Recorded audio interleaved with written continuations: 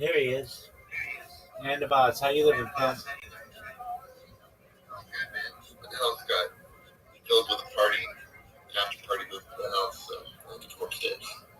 Right. We were talking about Uh, the Disneyland game. It was amazing. Um, those are the big I had games. childhood Nintendo parties. Yeah. Oh yeah. So the big thing. Yeah. And I guess this is how they built these games as well, so that you couldn't beat them in a whole weekend, so that you had to re-rent them. That was like part of the marketing strategy with the video game developers. And Yeah, 40-hour gameplay and then 100-hour gameplay. yeah, there you go. And we would just race to try to beat the whole game, and it was like such a big deal. And for whatever reason, you were on like spring break or something, and you got a video game during it, like so you got to actually focus on it as opposed to like having to do whatever else. And I don't know. These were like pre homework days or whatever. Um, I I got into so what I was talking about when I got my first Nintendo. It was such a big deal, and then I remember the first person I learned it with my friend's sister, who beat uh, Super Mario Brothers. That was like a big event. Like I didn't know. Like, well, I believed her. It was like a big deal, but like, it was like I won't believe it until I see it. And then I think my cousin said that she beat it, and then she came over one day and I think beat it, and so that was a big deal. Um, then okay, so there was Super Mario 2, which was actually like a different game, but just masked over. They changed like the main player, but that was kind of a weird game. And then Super Mario 3 was baller, but also a weird. Oh, but Q has my favorite character in Toad. It does have Toad. Yeah, absolutely. Toad's sweet. Yeah, Yeah, he's cool, man. Like he is sweet. that's when I first started drawing. Was I would always draw Toad because you didn't have to draw hair. You just draw a mushroom on top of his head. That's true. Yeah. So Very, two. very easy. So I guess one just at least as the protagonist, the allies. One has Mario and Luigi, and that's it. Two, oh, Princess. Okay. Two, they somehow they worked in Princess Daisy or something into it. I could be wrong if that was in two, but it wasn't. Maybe it was. No, it was. There was Princess, and then they started calling her Peach or something. I forget. But Yeah, Princess Peach, yeah, and she can kind of float. right, and then Luigi could jump really high. Mario was just like the medium to do everything. And Toad was that's super strong. that's right. You could play as the different characters, which was a game changer. And it was the first girl I had ever played as in a game, and she was good. Princess Peach was. Um, Speaking of game changing, did you ever play Tiny Toons? yeah, I did Tiny Toon Adventures. Yeah, because in that one you could change characters in the level while Right, you were playing. right. That was a game changer, definitely. Um, That made it fun. yeah, it did. Um, yeah, I played that game. X-Men was like that too. X-Men? Did you ever play X-Men on Genesis? Yeah, I did later. Did you ever play the Simpsons game? It's like Bart has spray. You have to spray paint stuff purple, and there's like an alien. There's like an alien civilization that's taking over Springfield. Did you ever play this game? I did. It was always too hard for me. I was just gonna And say, like you're like Bartzilla. yeah, very difficult game. Very Um, difficult. And then it was random in the levels every time. Like you would go to do random stages. And wait, the stages were always inconsistently hard. I think it was called Bart versus the Aliens. Was that it? They made them make multiple games because I thought Bartzilla was a different game. I don't know. I remember all of the Simpsons games were off the charts difficult. That's true. except for the arcade game, which was That awesome. which was amazing. You're absolutely right. 4 different joysticks, and you could all. That game was amazing. That and the Ninja Turtles game were always the most popular games. Like, and then X Well, Men. what made that game better than Ninja Turtles was when you played with the characters, like Lisa, they would together do a special move. Right. Or if you were Lisa and Homer together, or you you can choose the characters. Be on each other's special things. be on each other's shoulders and stuff. Yeah, Exactly. that was amazing. That arcade game must have made. I mean, back when we were kids, thinking like billions of dollars, like just in coins. But I'm sure it didn't. But I mean, that was such a game-changing game, and it was so colorful and really pretty. Like that's a big thing for games to be attractive to children. If you want them to play it, and it was what you had seen on television, and that was an amazing game. Yeah, but the games that were on a console that were Simpsons games were like so difficult. Um, yeah, and then okay, there was that game. There was also I never had this with my cousins did Paperboy. That was a tough game. I don't think I don't know. I don't think we ever beat it. They might have, but I never did. Um, I never see Game Boy. I could never even understand that game. Like it's one of those. It just got so difficult after level 2. right, exactly. Like with death coming at you and the random That's right. lawnmowers And dogs and like cars that yes. yeah, it was oh and then the whirlwinds, just a random tornado. Yeah, that was so difficult. There was a game okay, so there was Batman the game. When Batman the movie came out, Batman the game was a big game. Um, I don't recall that much about it, but I remember thinking like this is super cool. Anything that had a movie tie-in was super cool. Um, and that's like I'm trying to think of any other regular Nintendo games that really were big. You're gonna love this. Hey, really quick. You're gonna love this. Ready? There's 27 Nintendo titles with The Simpsons. Oh no way! Regular Nintendo. Yeah. Bart versus the Space Mutants, Bart versus the World, Krusty Funhouse, Bart's Okay. Nightmare, The Itchy and Scratchy Game, Virtual Bart, the Simpsons Road Rage, The Simpsons Hit and Run, The Simpsons Game, The Simpsons Wrestling, The Simpsons Skateboarding, The Simpsons. Yeah, that's it. Okay. That's the game. Those weren't all on Nintendo though, right? Because some of those I played on like PlayStation. Nintendo and PlayStation. Yeah, exactly. Which okay, so they made a really cool uh, Simpsons game that was like Grand Theft Auto, except you drove through the Simpsons world or whatever. That was an amazing game. Um, Back to Simpsons versus the Space Mutants. That was incredibly hard. The Itchy and Scratchy game was really good. I remember, but it was like impossible to find. It was always like, if any, like that was another thing. If you were renting a game, it had to be in stock, and it was just a lot of times not in stock. And you would like, you'd run to the video game section, and it would be like, what's available, and you'd see the box, and you'd look behind it, and it was gone. And it was like heartbreaking. Um, okay, then That's how we with Mike Tyson's Punch Out. yeah, it was. Everyone had to buy that game because it was always rented. Always rented, and it was a really hard game. Bike, And it's yeah, Bike was always rented out in the beginning. it was a really hard game too. Um, to get to Mike Tyson was like in a weekend was like really hard. I Okay, don't think very many people ever got to Mike Tyson. I don't think most people got past the bull guy that bull rushes you. right, yeah.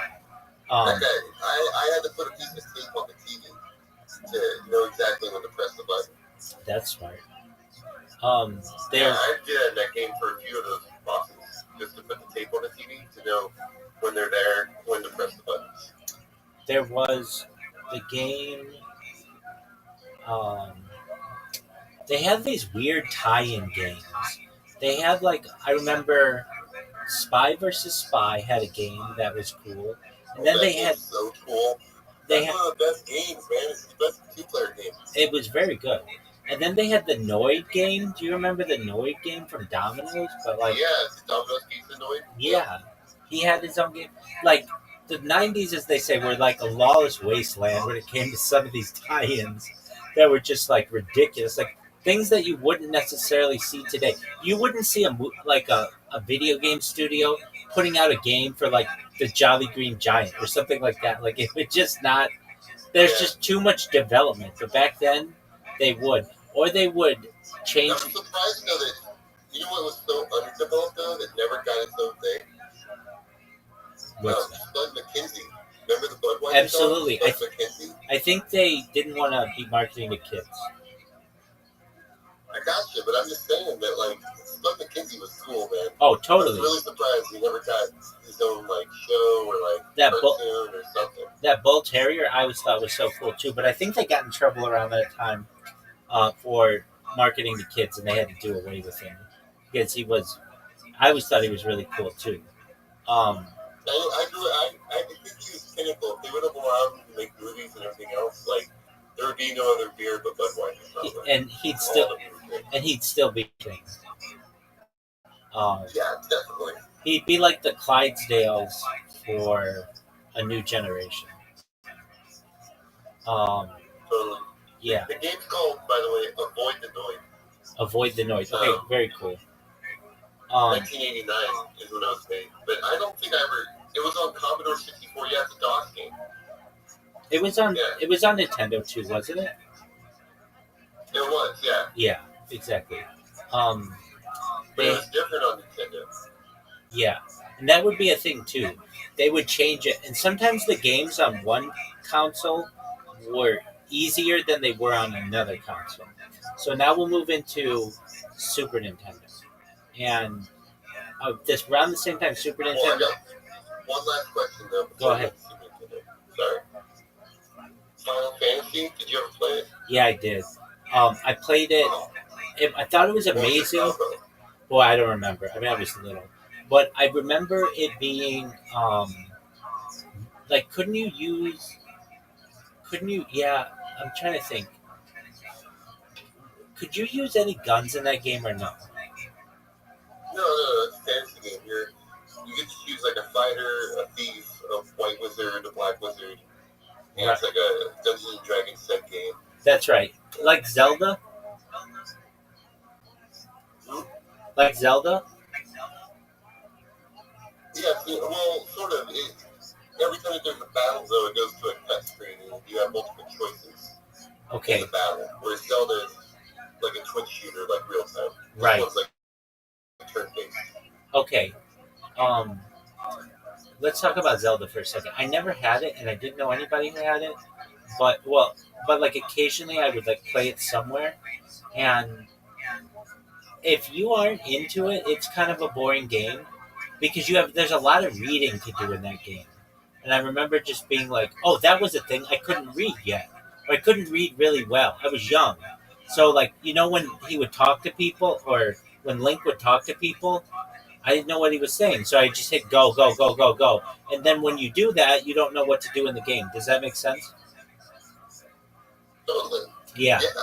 You have to be able to read. Zelda's a lot of reading everything. Yeah. Because there's all these clues that they give to find everything. Exactly. And so that's why it was never that attractive a game to me, because then when I could read, it was kind of an outdated game. But I remember it was gold, and I remember that was like a huge thing. That like, you mean it's not gray like all the space gray like all the other ones? Okay. One other thing. This is such a cool statistic that I always think about, that I don't think it's possible to necessarily prove, but I think it's accurate. Okay, so imagine you're going to play Super Nintendo. You're going to play Super Mario Brothers on Nintendo, not Super Nintendo, Nintendo. The first time. It starts up, and the first bad guy that you encounter is like a Koopa that, you know what I'm talking about? Like the first guy in the first level. That bad guy allegedly has killed more people in video games than any other bad guy ever.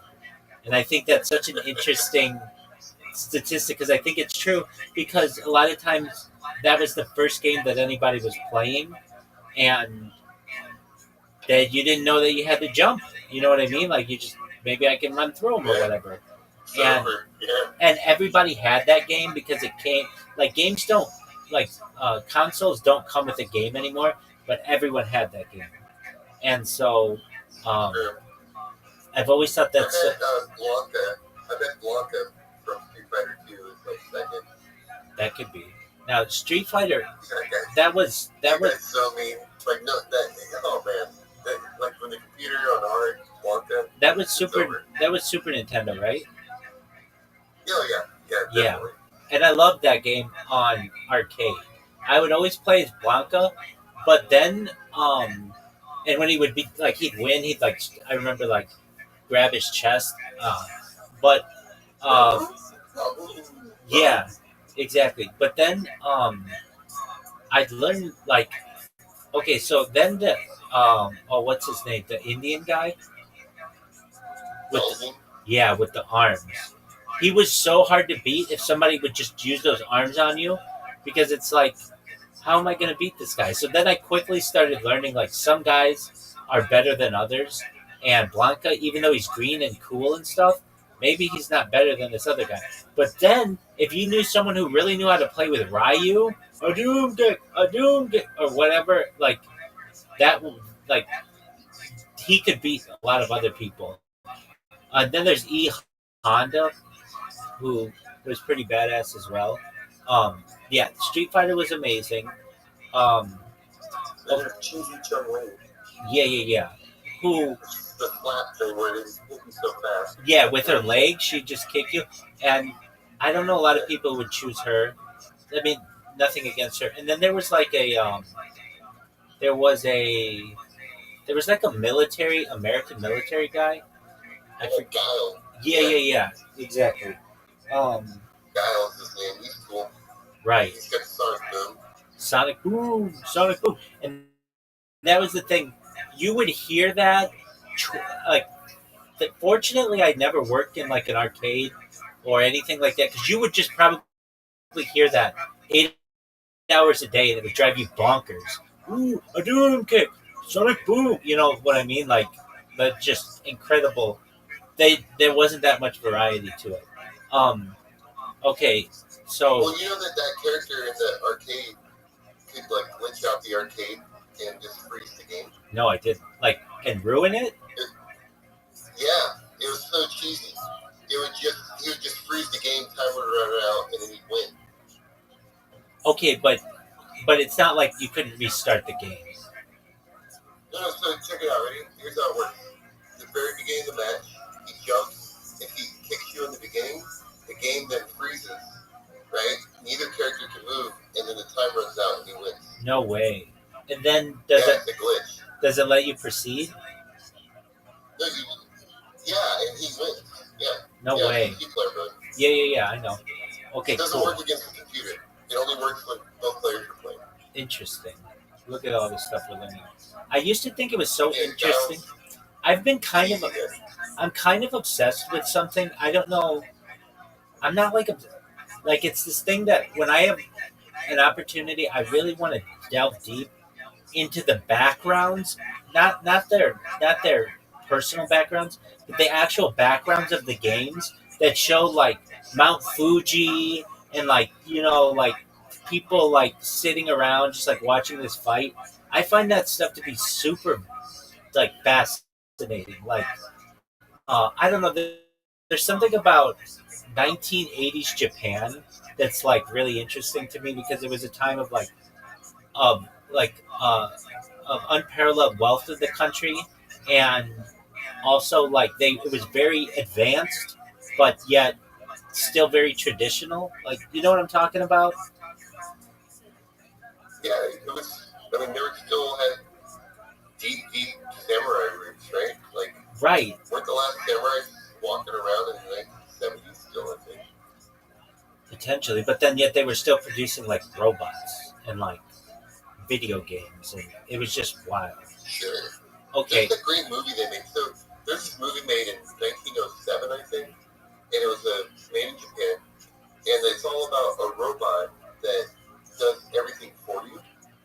So the robot is like your house, and the robot then during the daytime it becomes like your farmer and does all your farm work for you, and then turns back into your house that you live in.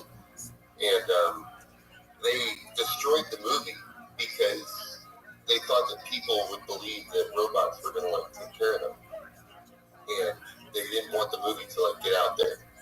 And so there's only like some survived photographs and like part of the film.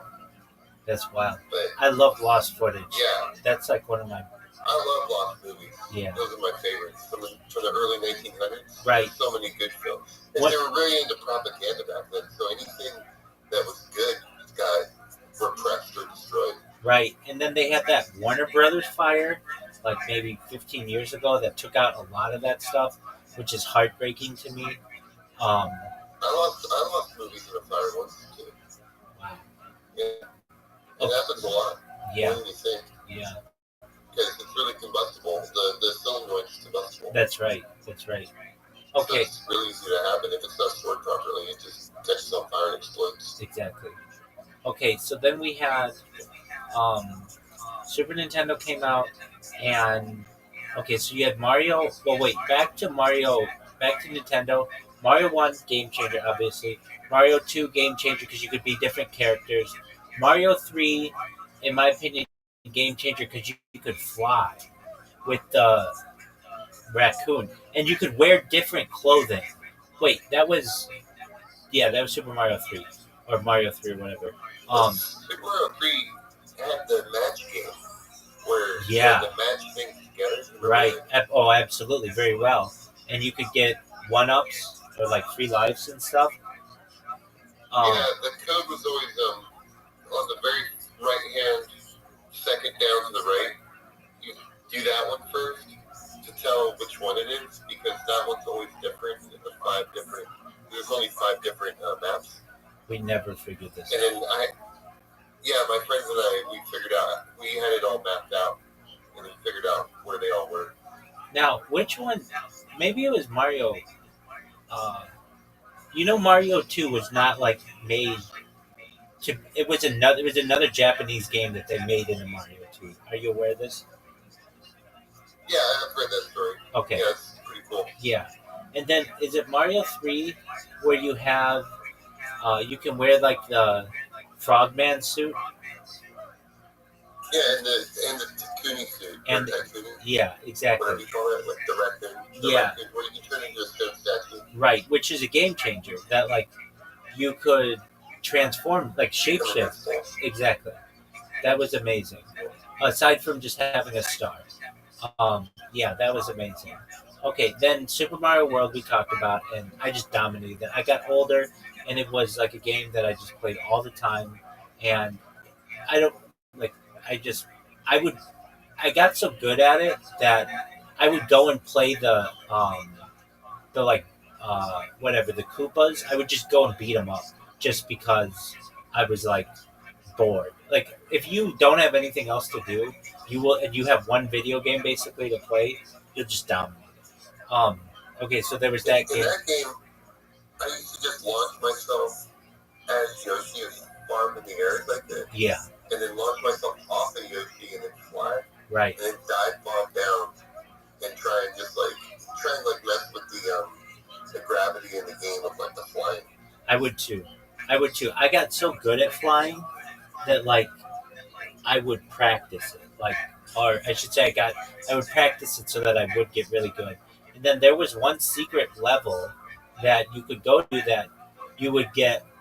That it had like it was just all coins, and you could just go like, wow. It would make this sound, wow, wow, wow, like almost like a cat. And then you could just go through and just try to get as many points as you want. And I remember getting like 99 lives, and then just being like, I guess like, I could like I don't have to do this anymore. Yeah, that game was amazing. And then having Yo, Yoshi. Pilot Wings. Yeah, Well, the pilot wings sometimes would take you to like a secret part of the level. If we're talking about the same thing. No. The game pilot wings for like you have to play on a hang glider and you have to be in a different. It's all about like how to parachute and hang glide. Oh, I sort of remember that. Um, that triggered something in my memory. Do you remember the Olympic game on For Nintendo Nintendo with the with the we had a power pad. with the pad? Oh yeah, and I had to talk about duck hunt having the gun. I had a gun. I didn't know anybody who had the hand. Did you know anybody who had the hand? I knew someone that had the hand and they returned it. Okay, I could see that They because only had it for like a month, and we were like, "This thing's dumb," and I tried to use it, and it was just stupid. It's it not cool. isn't It's it just a amazing? controller on your wrist. Isn't it as amazing that they let you return it after a month back then? Yeah, I guess it was maybe like a couple weeks, but whatever. It's just a controller on your arm. Right, but it was really hard to use. Then Yeah, the power pad, that thing was a game changer. That like you could do something. It was like so early on that you could actually do something physically beneficial, but like with your body and have it affect something on the screen. It was like very early virtual reality. Or I don't know how else you want to describe it, but that was a game. haptic response. Haptic response. There you go. Um, I remember we not often, but like once a year, there was a kid who had that, and for gym class, they would let us use that, and we would just get so excited to be able to use that pad. And it wasn't really well, like not a lot of people had it that I remember. And then it was hard to do, uh, to make your guy run on the screen or whatever. But yeah, I remember that Olympic game was really interesting. They had like long jump and We everything. used to cheat on that game all the time. How do you do? We had the pad, right? Yeah. And then we learned that if you just get on your hands and knees and use your fist and Oh, just hit it back and forth in your fist really fast, yeah. that makes you run. That's the only way you can beat like the cheetah. Yeah. I know. Okay. Because no one can run that fast. Right. Like no one can like bounce their and then the timing, you're right, is difficult. It has to be like one and the other perfectly. Exactly. Right. So your hands, you can get that cadence down really easy, but your feet, it's difficult. I can totally see that. Yeah, that game was wild. Yeah, but that's how we cheated and won and beat all the games on that. I can see that. Okay, so Did you have the bazooka? We had that. Did you ever have the bazooka? no, what was that? Oh, it was so awesome, dude. For what game? It's like it's a Nintendo accessory. I know, but for what game? Oh, Super Nintendo. Yeah. No, I don't recall that. I'll look it up. Here, I'm bringing it up right now. It's called the Super Scope.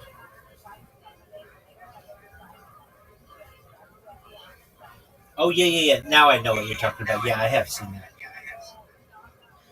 I call it the bazooka, but yeah, Super Scope. Did you ever use Mario Paint?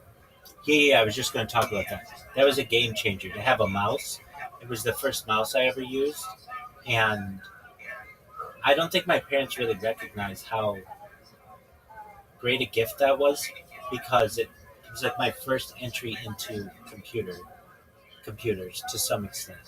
It was the first mouse I ever used, and I didn't even know what it was.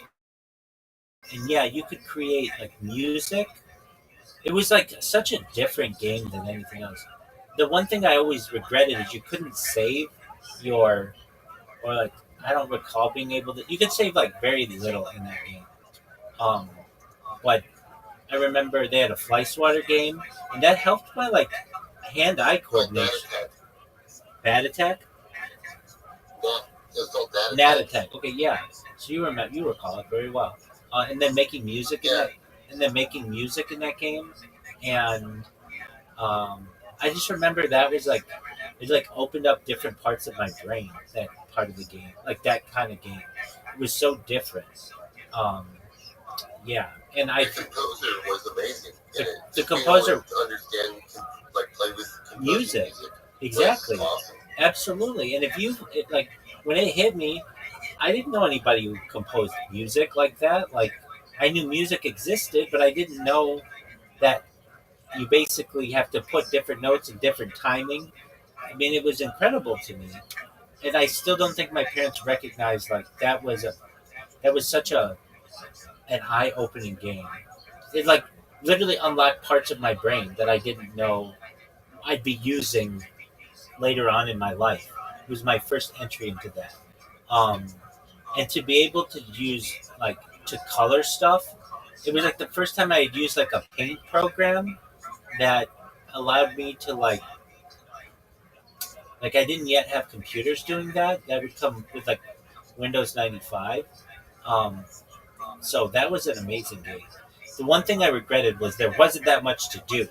Like I mean, there was a lot, but it wasn't like a game. It was more like uh, a, an art platform or whatever. But they had that fly swatter game, that attack, and You know, that was when cool. you said that the game that unlocked my brain that way was Excite Bike, because you could create your own racetracks. Well, that's cool. I don't recall that You remember Excite Bike? one. No. Beep beep beep beep. Oh yeah, yeah, yeah. And then Oh yeah, yeah, yeah. Now I know that. Yeah, yeah, yeah. Now I know that game. Yeah, yeah, yeah. Definitely. Yeah, now I know that game. yeah, I didn't know you could create your own tracks. That's baller. yeah, exactly. Yep, you make your own bike tracks on that game, Yeah, and that was always fun. that's funny that I did not recall that until you did that noise. Yeah, that was a cool one. Okay. That game. Did you play Pole Position? Yeah, yeah, that game sounds familiar. It was a racing game, right? Yeah, a Rad Racer. That's another one. Okay. I had another Or racing. like your Red Ferrari. I had another racing game, but I don't recall what it was. It was very basic for Nintendo. Um, all right, You so played Top Gun on Nintendo? I think I rented it, something like that, and I thought it was really hard. Yeah, landing was difficult, but once you learned how to land, it became easy. But it took a while to figure that part out. Um, all right, so then Super Mario. Um, the games that stick out. There was this game that I played. It was the first gambling game I ever did. It was called Vegas Stakes, and um, it was interesting. It was like kind of a grown up game. It was for kids, but it like taught you how to gamble. And I don't know if it was for kids. It wasn't for kids. It was an adult game that was on Super Nintendo, and I got it as a kid. But you start with like nothing, and you just like make your way to Las Vegas with like this like a huge amount of like desire to make it big and change your life. And so what you do is you start with $0 or maybe like $100, and then you work your way, and eventually you want to try to get to $100,000. At $0, you're like playing in the shitty like Binion's casino kind of deal, like nothing really fancy. But then once you get to $100,000, then you get into like what they call Caesar's Palace, basically, and then your goal is to make $1 million. And like throughout the game, women will come up to you and be like, "Hey, do you want to spend some time with me?" It wasn't like prostitution, but it was like, but then you'd say yes, and they'd steal your money or something. Or like some guy would be like, "Hey, can you please help me? I need $10 for gas." And if you helped him, he would be like, "Thank you for the gas. I went to the bank, and here's $100 for all of your help." Like things that never happened in real life.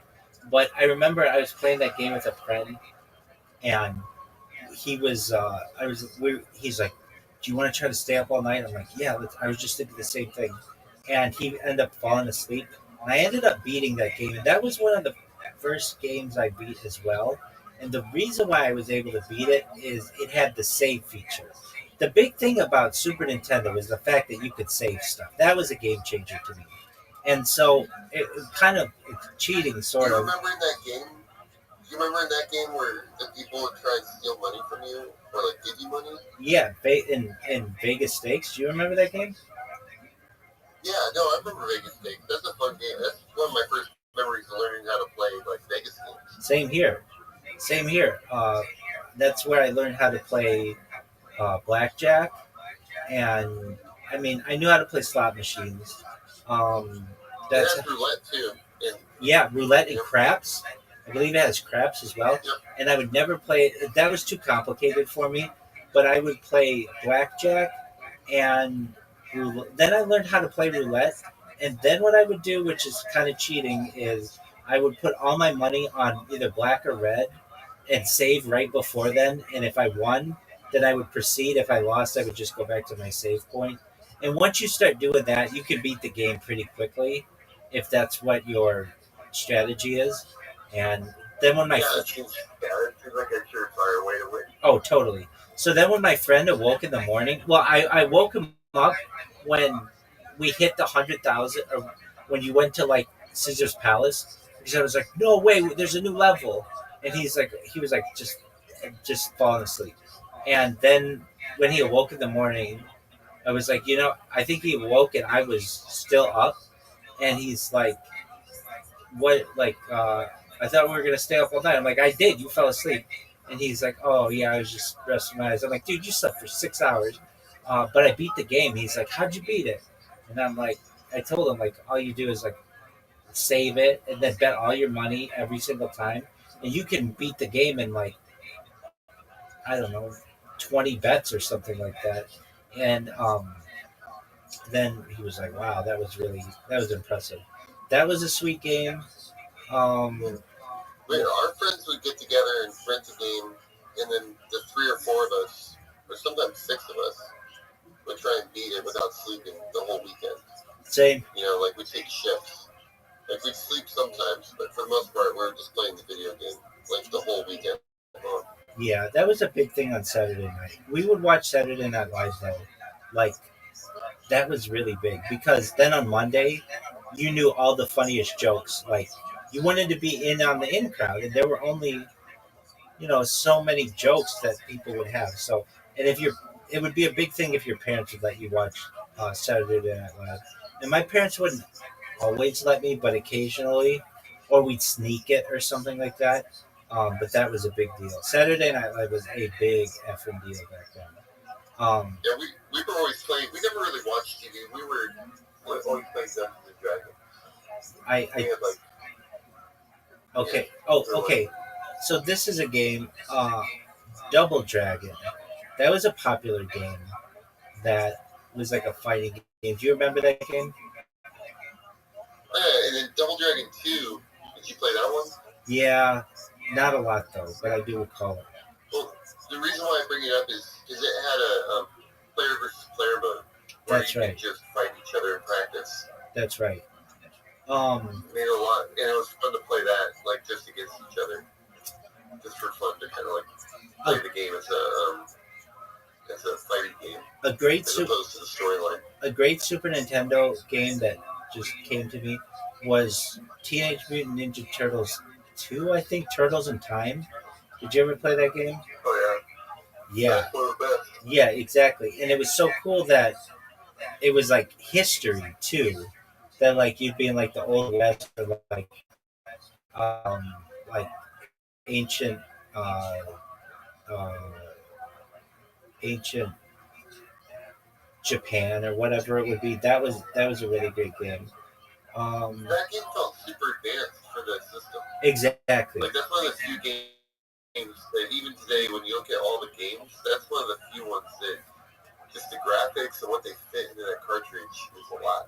And okay, so the game that did that to me, and it did it to a lot of people as well, was Donkey Kong.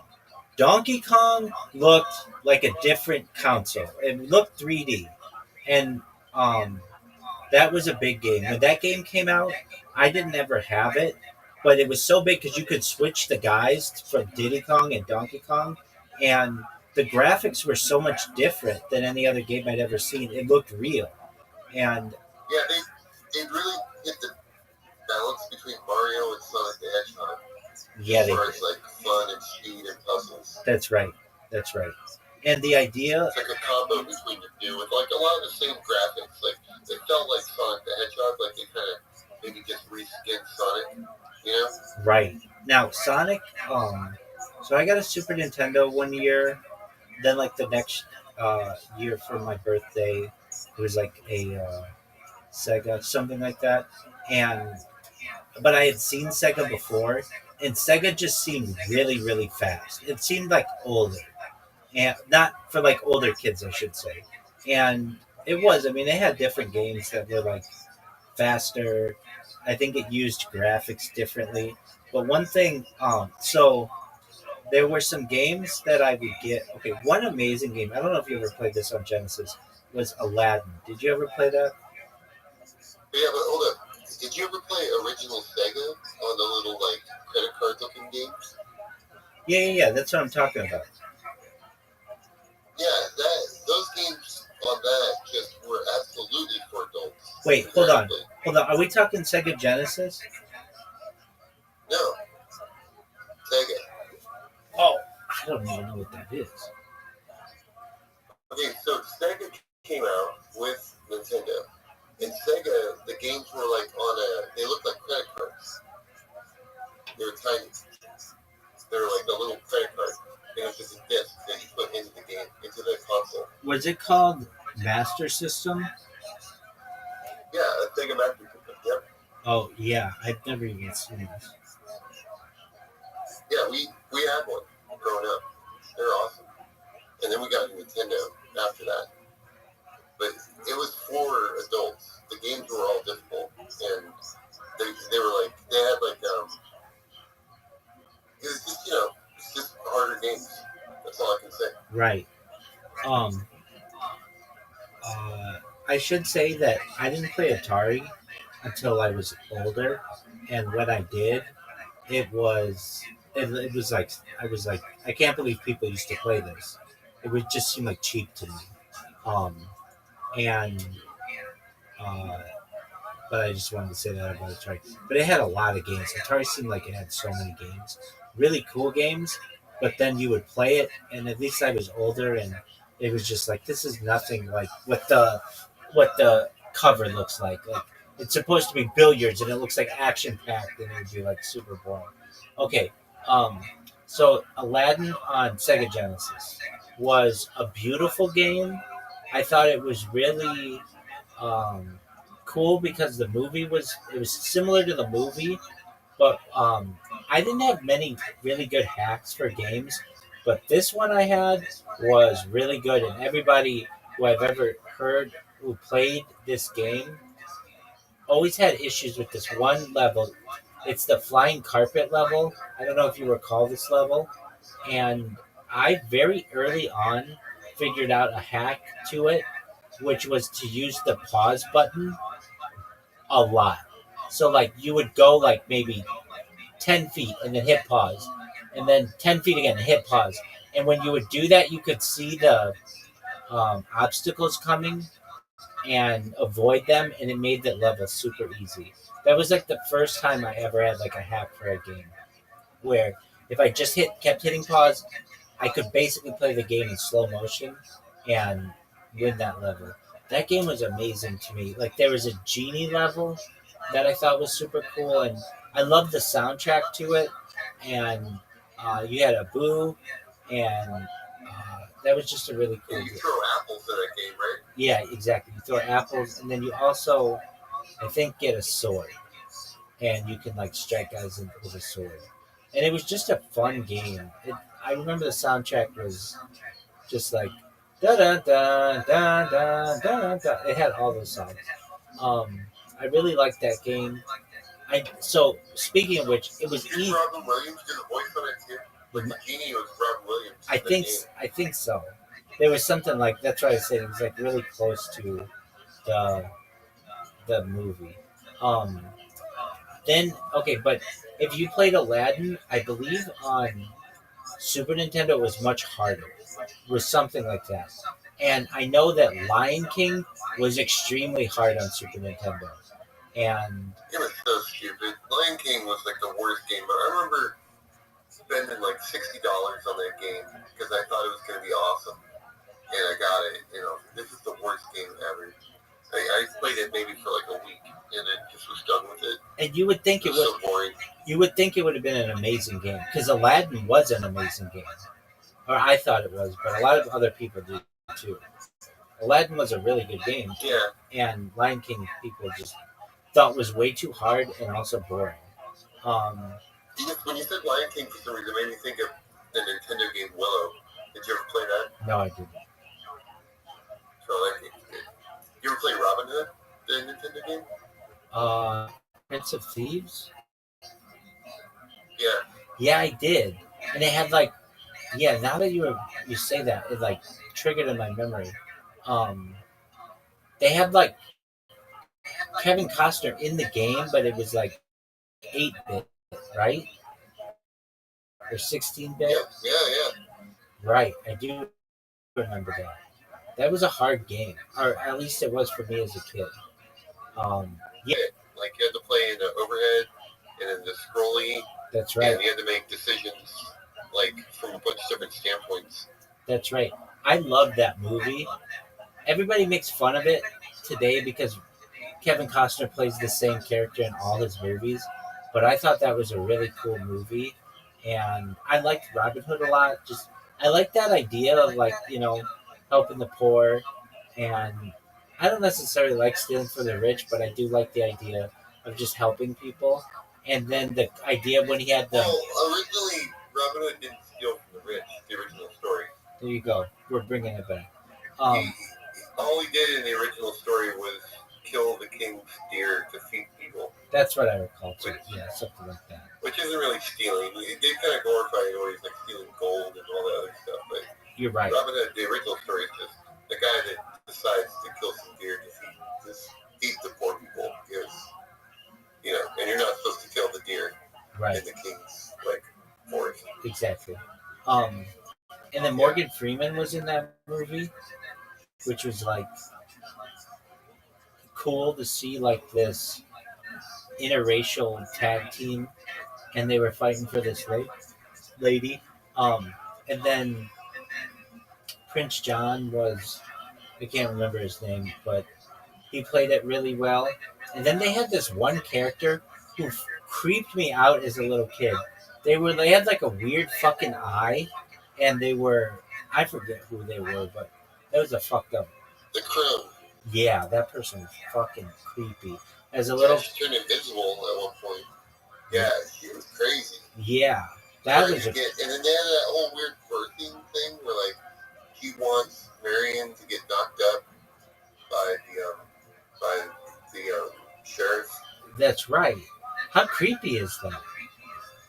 So creepy. It's so weird. Right, and there's a little kid I remember being like, "This is fucked up. Like, this is not. This is creepy. This is scary to me." I love it. Feels like the Black Cauldron all over again. Right. I love the scene though, where Kevin Costner is training the merry men or whatever, and they're like doing bow fights on a log or something. I just think that's so cool. I thought that was such a cool movie. And then the other cool thing about that movie is the arrow camera, where he's like you'd never seen that before. What a camera looks like with an arrow in front of it, and that was wild, like splitting stuff. Yeah, but that game. Totally immersive. That movie from the beginning was just immersive and took you into a world that was awesome. Right, but everybody makes fun that Kevin Costner's he doesn't really have an accent. It's not like he's trying to play a British person. He just literally plays it. But people give him shit for it. But it's whatever. And we watched Waterworld for economics. And then had to write a paper about it. What was considered the biggest flop in movie history? The biggest. Well, yeah, that wasn't their fault, though. The biggest box office bomb. I remember. Yeah, I remember. but the only reason for that though is because they quadrupled their budget because their sets kept getting destroyed. Right. And So it wouldn't have been a flop if they didn't have all that bad weather. right. And, like trying to make a movie out in the ocean. Like making a movie in the ocean probably never going to be done like that ever again. I agree with you. I thought it was a cool movie, even though. That movie's amazing. Yeah. And what is it like? There's something that is of like really important like currency in it. Isn't it like branches or something? Or what? Do you remember? The water. Is it just water? Yeah, that's why Waterworld, they drips the water is the currency for everything. Okay, that's what it is. All right. Um, Yeah. that's a And they're lot. trying to find the place where he's got the map to the place where there is water. That's a wild movie. And then Dennis Hopper Yeah. just playing this wild uh, bad guy. Oh man, he's such a good actor. Any movie with Dennis Hopper is a good one. And then the gills in the neck. That's wild. That was a game too. Waterworld. I think it was a Super Nintendo game. It could have been on other stuff. Didn't play it that much, but I do recall that. The game was stupid. It's one of those like side scrollers, Right, mind-numbing games that no one wants to play. right. Now another game that was a game changer to some extent was the dolphin game. What was it called? With the Nemo one? Echo the dolphin. Echo, yeah. That game was amazing because you could play as an animal, and but it wasn't like an anthropomorphic animal. You were just like a straight up animal, and I remember just thinking that was for Sega, or at least how I found it, and that was a cool game. Now Sonic, that was a wild game. It was so fast, and I think that's the advantage that it had over Super Mario. And you could go upside down. It addicted you to that sound too, because in Mario, getting the coins wasn't the whole level. Right. In Sonic, the whole level is you just chase the coins. Right, and here we're talking about Sonic. I'm literally wearing Sonic on my shirt, on my pants, and my bedspread. I mean, because it's a cryptocurrency that sponsors me, and it just shows like, Oh, I didn't know that. yeah, it's worth $50 million, and it's just it's just like a symbol of like that time or whatever. But like, I played it. I wasn't obsessed with it. Like, you would like a lot of people. They come into my Discord and they're like, "Why do you like this video game so much?" And I'm like, "Huh? Oh, it's a cryptocurrency." But yeah, that game was amazing. I mean, it was a game changer. You could go upside down, and that wasn't something that you normally saw in a game. And it was just so fast. And you're right, the sound, and then also how you couldn't die unless you didn't have any gold or any coins. That was another interesting thing. And then when you got hit, you had to collect them all. That was like a new way. Like normally, you just had like health. If you got hit 3 times, you died. But in that game, you could get hit up 500 times. So long as you had a coin, you were good to go. That was a total game changer. Um, Loved that, and it was very colorful. It was just the speed of that game, though, was like faster than any other game. And then you do the like power up and like, phew, all of that stuff was really cool. And then, yeah, The little speedball thing right, where you go flying through the rocks. exactly. Yeah, that game, it was also open world. Like, it felt like in that game, you could go any direction. You didn't know which way your character was going to travel on the screen. That's true. Yeah, I mean, it was definitely more 3 dimensional. It was 2 dimensional, but it felt like a lot of things could happen. Then, there was You ever played Strider? what is that? Sounds familiar. What is that? You're like a ninja, and it's kind of like Sonic. It's on Genesis. And you jump around. When you swing, you have like it makes a big like swoosh in front of you. And when you jump, you have like a double jump. And you can basically, you're just fighting through different screens, levels as like a ninja. Okay, speaking of ninjas, the game that really was a game changer as well was Mortal Kombat. That game, first game ever that I recall you could ever see blood and kill a person. Like that was a big deal. And they have like different versions of it, if I recall, where like some of it was gorier than others, and I that was a game changer. And all the different characters, and then they that was another interesting one where the video game came out before the movie. So like they usually it was a movie came out, and then to coincide they put out a video game. But this time it was like reversed. That was interesting and a game changer, uh, and also changed like how people were speaking. Like you'd hear people be like fatality and like finish him and that kind of stuff. Uh, I love that there's a block button. Definitely block button. Thank goodness the block button. Wow. Right. The Street Fighter just had, like you had to press backwards. Right. Yeah. Block. And you only had high block or low block. That's a good But point. yeah, it's still a lot more. I just like the idea that I can just block. That's a good point. Yeah. Okay, then another game that I remember coincided with Mortal Kombat was one called Primal Rage. Did you ever play that game? Is Primal Rage like Time Killers? I thought it had to do with like giant apes, but I could be wrong. Primal Rage, so Primal Rage and Time Killers, I think it's the same game. Primal Rage you can play. It's like a claymation game. It could be. Yeah, and you play as like different dinosaurs, like an ape thing. Yeah, like different. Yeah. And they just beat the shit out of each other. Right. And yeah. Everybody, yeah. Did you play Killer Instinct? Yeah, I think so. Oh, dude, you just triggered back to Nintendo. Rampage. Did you ever play Rampage? Oh, all the time. That One was of my favorites. And that to me was a game changer because you were playing vertically, and unfortunately, I was a little. Yeah, what's up? What'd you say? Well, I'm being something. Oh, sure. I apologize. You're good. Just give me one second. Take your time, baby.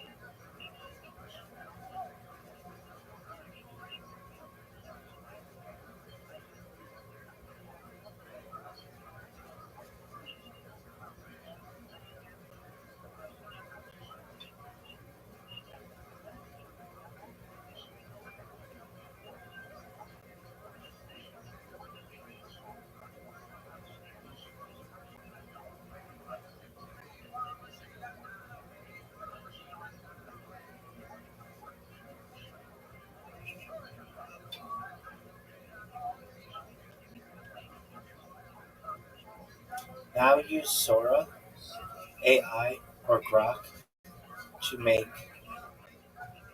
10 or so AI videos to populate some of the content, period. Use hashtags in the title and description, and this will allow you to rank highly in search engines right before your launch on December 7th.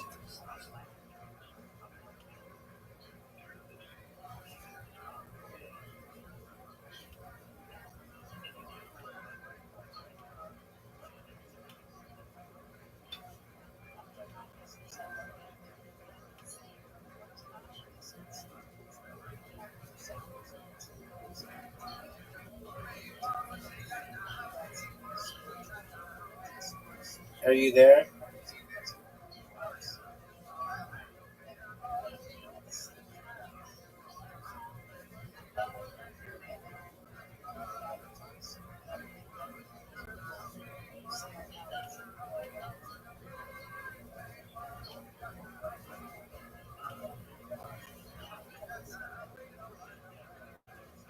Hey, quick question. Yes, sir. How do I post stuff In here, in Discord? Yeah. you can't. I used to let people do it, and then some guy posted a GIF of somebody self-circumcising themselves about 500 Oh, different God. times in every single channel. And after that, I was like, nope. If you want to post stuff, you can post stuff in somebody else's Discord, but not this one. At least until I get moderators who can be here full time. But until then, that guy kind of ruined the party. I got you. That makes sense. There's also a way that people can sabotage your server that I learned. Um, and this is how they do it. So until I have a bigger team, I don't want to allow anybody to type anything. What they do is they dox themselves. They'll say like, um, XYZ lives at 123 Main Street, and then they get on another account and report it for doxing, and then they take down your whole server. Hey, I figured out how to do it. In here, No, I just did it on the Spaces. you send it in Twitter Spaces. In Twitter Spaces in the pill, the little blue pill on the bottom right, I just, on your Twitter Spaces account, your open mic there, I just went and joined that, and then I can drop stuff in there. Oh, tight.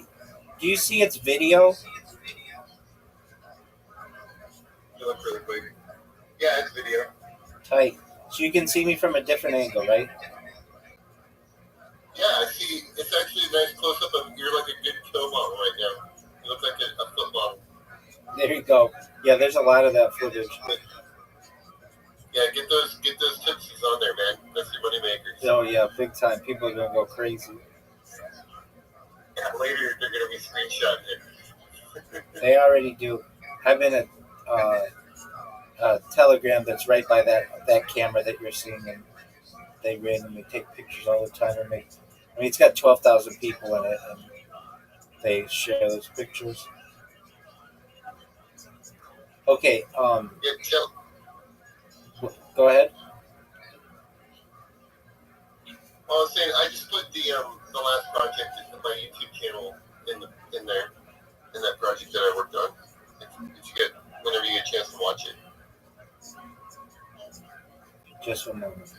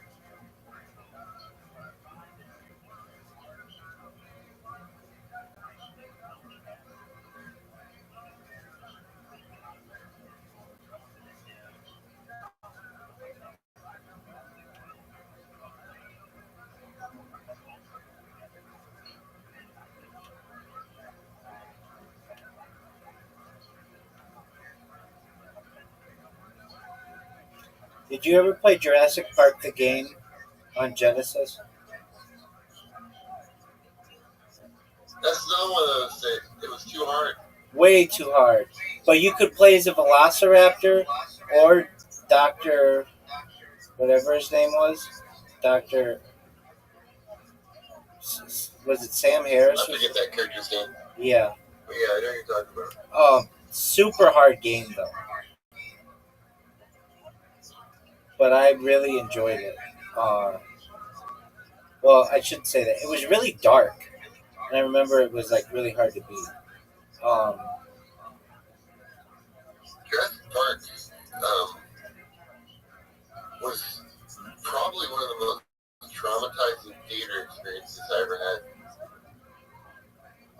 I could see that. Like when the kid got electrocuted by that fence and it didn't kill him, I was so pissed off. I was like, this is stupid. Yeah. Kid's just gonna go for a ride on a 10,000-volt fence like it's like nothing. You know? Like, come on, what is going on here? Right. It's madness. And just the whole thing, the sound effects in it scared the crap out of me. I saw the latest Jurassic Park and thought it was the worst movie ever made. What did you think was the worst movie ever made? The newest Jurassic Park. Like with Chris Pratt. No. They made another one with like Scarlett Johansson. It's just her. It just came out this I saw it like 5 months ago. Right. Okay, I remember hearing about that. I did not see it. It's bad. Oh my gosh, so bad. It's horrible. Oh, Like, I always really watchable. I always hated the games. I shouldn't say I hated, but I was always envious when I would see screenshots of a game and I never could get to that level. And that always happened with me in Jurassic Park to drive the Jeep. I don't ever recall driving the Jeep. Maybe I did, but I don't really recall doing it. Um, I do remember it was super cool being a velociraptor, being able to jump really like high. That was cool. Back to Rampage. Okay, so I always one thing like, and because I didn't have anybody to like, I had to like do all this on my own. I didn't ever have anybody teaching me how to play it, and I would always mess up. So you could be like King Kong or the lizard or something else. What was the other thing? The Wolfman. There you go, the Wolfman. And I The would, wolf with like hat ears. You have yeah, like bat ears and you're a wolf. exactly. And I would break down the building, and I would always drink the bath water, which was like not a good thing to do, but I didn't know that, and you know what I'm talking about?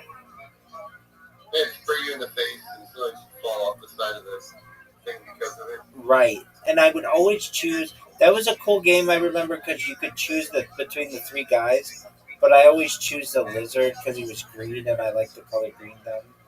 Um, that was You cool. can also accidentally hit your friends.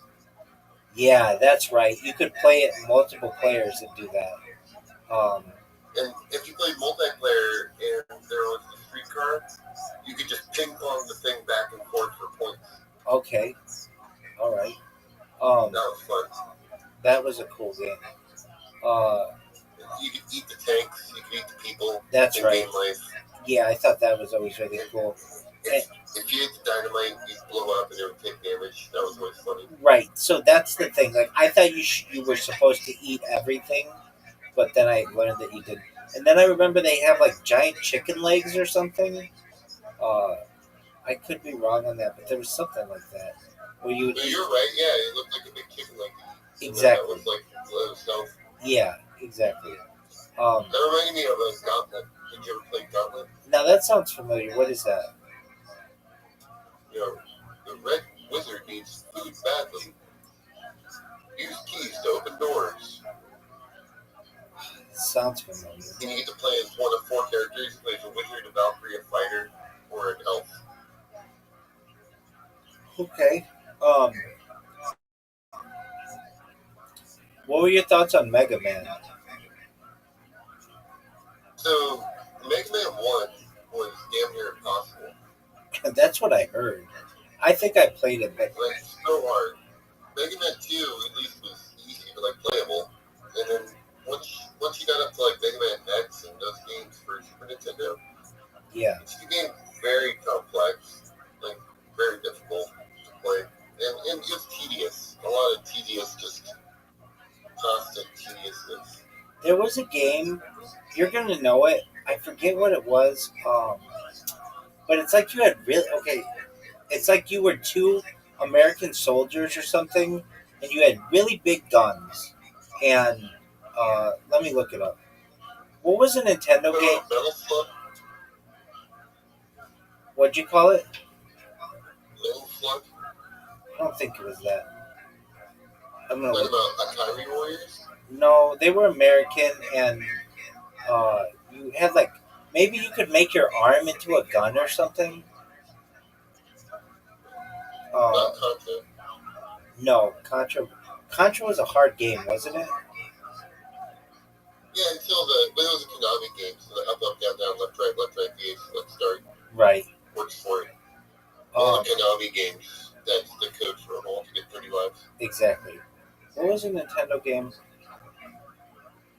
Oh, maybe it was Double Dragon. Did we mention that yet? We did, yeah.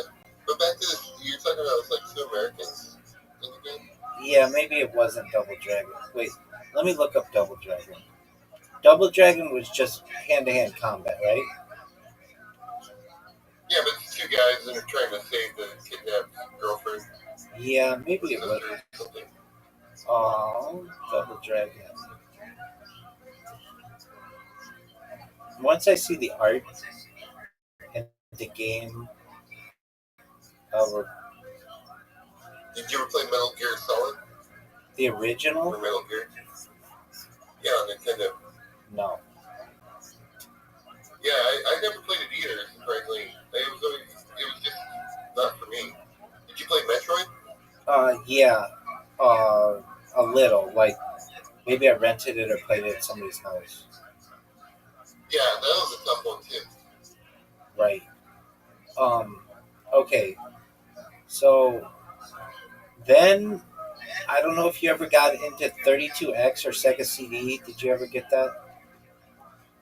Oh yeah, and I had a Sega CD. I also had the Amazing. Okay, so you had a Sega yeah, CD. the sewer game where you go. I think we talked about this at one time. Maybe we didn't, but yeah, sewer. Uh, it's called sewer. Yeah, you're killing all the rats in there. Yeah. Cleaning up the sewers in like a little spaceship. Right. Sewer. Sewer shark. And yeah, that's it. Yeah. And it's kind of people think that was a precursor to the Matrix. I could totally see that. Yeah, that was what inspired the Matrix. That they obviously just watched that and they kind of were like, oh, that's how all the underworld, the Matrix, is gonna look. I hated Sewer Shark because there was one part that I could never beat.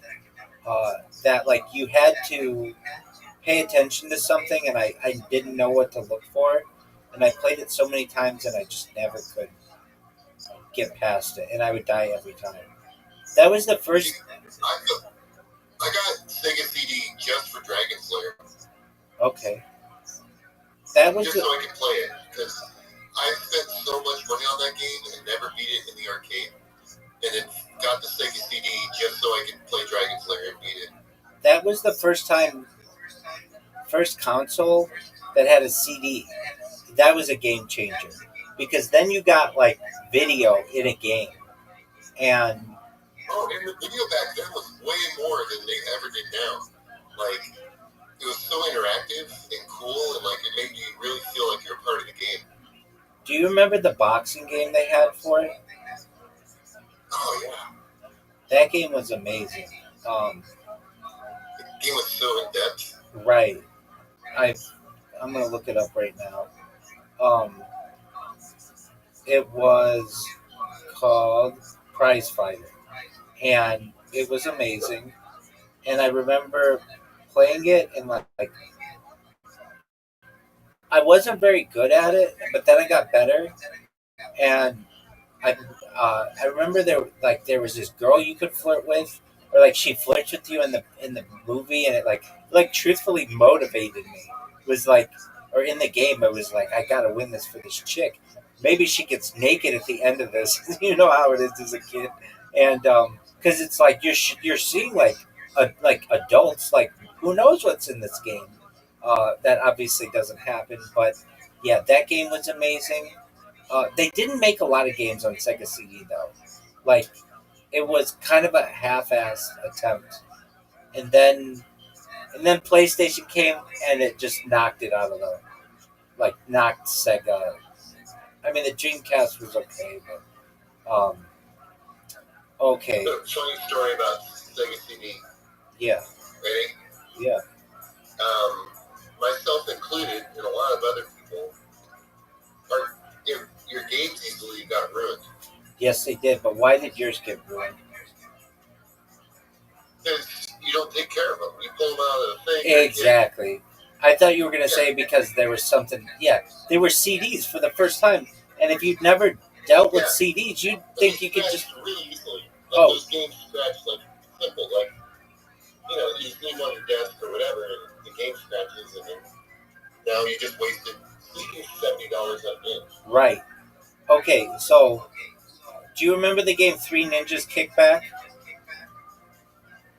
What game? Three Ninjas Kickback? Oh, yeah, I didn't play that, but I know that movie. Yeah, so that was a movie, that was a game that I played that was really cool. You could be like, they call them like Tom Tom and like Colt and um, let's Rocky, Colt, and Tom Tom movie. And I really liked that movie. That was the first. That was like the first because like Karate Kid was a movie, but it was a little before my time, at least consciously. But Three Ninjas was like a martial arts movie. Might have been the first martial arts movie I ever saw. And the another interesting thing about it was the grandfather was the same guy in Karate Kid, the Miyagi guy, and his grandkids were like kind of white looking. Like he was the grandfather, and so it was like two generations, and it was like, oh, you mean like an Asian guy can have like white grandkids? I didn't really understand how it all worked, but like, yeah, and he can love them and care about them and all this other stuff. Absolutely. Like basically, there was just something interesting to me about that. Like an Asian guy didn't have to have Asian grandkids. There could be like a mixed family, and it would be like still really fine. Um, Way ahead of its time. Way ahead of its time. That was just like I'd never seen something like that. All right, so then the Adventures of Batman and Robin. I remember playing this game at some point somehow, and I remember it was hard. Um, all right, All the Batman games have always been difficult. exactly, yeah, and I think it's because they have a lot of adults play them as well, and they don't want them to just be pushovers. Yeah, And they've been really clunky because no one's ever been figured out how to flawlessly just use the accessories that Batman has to make the game fun. that's right. Um, Unlike Spider-Man games, which are usually amazing, a lot of because it's like this open world and everything. Batman games have very always been very clunky. All right. Yeah. I've never, Batman is a character I've never liked because he's such a jerk. He's a millionaire, and all he wants to do is go beat up like street level thugs. And if he would just spend his money, like, getting a better police force, everything would be fine. I get that. We haven't talked about sports games too much, but I've always been into sports games. Bill Walsh College Football, that was big on EA or on. It's my first like introduction to EA Sports. Um, I'm looking. There was one, Bram Stoker's Dracula. I don't think I ever played it, but I remember it was like from like there weren't that many games I remember available for this. I'm looking through them right now and like what ones I really recall. Um, let's see here. Did you play Baseball All-Stars? So I played a bunch of baseball games. The big game for me on Sega was Triple Play. Do you remember this game? I don't. The Oh, only reason why I mentioned Baseball it was All-Stars amazing. is it was on Nintendo, and you could save it. Oh yeah. That's right. I do And you recall. could build your team, and then every time you played somebody, you would get money for the game that you played if you won or lost. I And would. then you could use that money to acquire new players.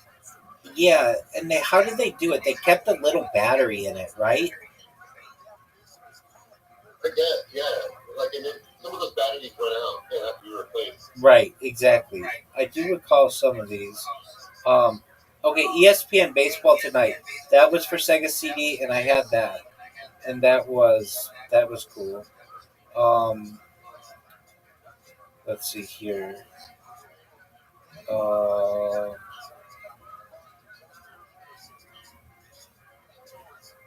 You ever played Jaws? the game Yeah, the video game. on what? I don't recall. Yeah, it was on Nintendo. Yeah, maybe I played it. That might be a thing. All right. Um, just one moment. Yeah. What else? Okay. All right. I'm looking. Did you ever play the Terminator? In the arcade or on the Nintendo? Because I played the arcade version a lot. Yeah, same here. Um. All right. Like, okay, I'm gonna read these games. These are Sega CD games. They say these are the top 25. Like, I've never heard of any of them. 25, Lunar, Eternal Blue. 24, Brutal, Paws of Fury. Stop me if you've heard of any of these. 23, Night Trap. Like, I never saw any of these. 22, Popful Male, Magical Fantasy Adventure. 21, Flink. 20, Vey. 19, Keo Flying Squadron.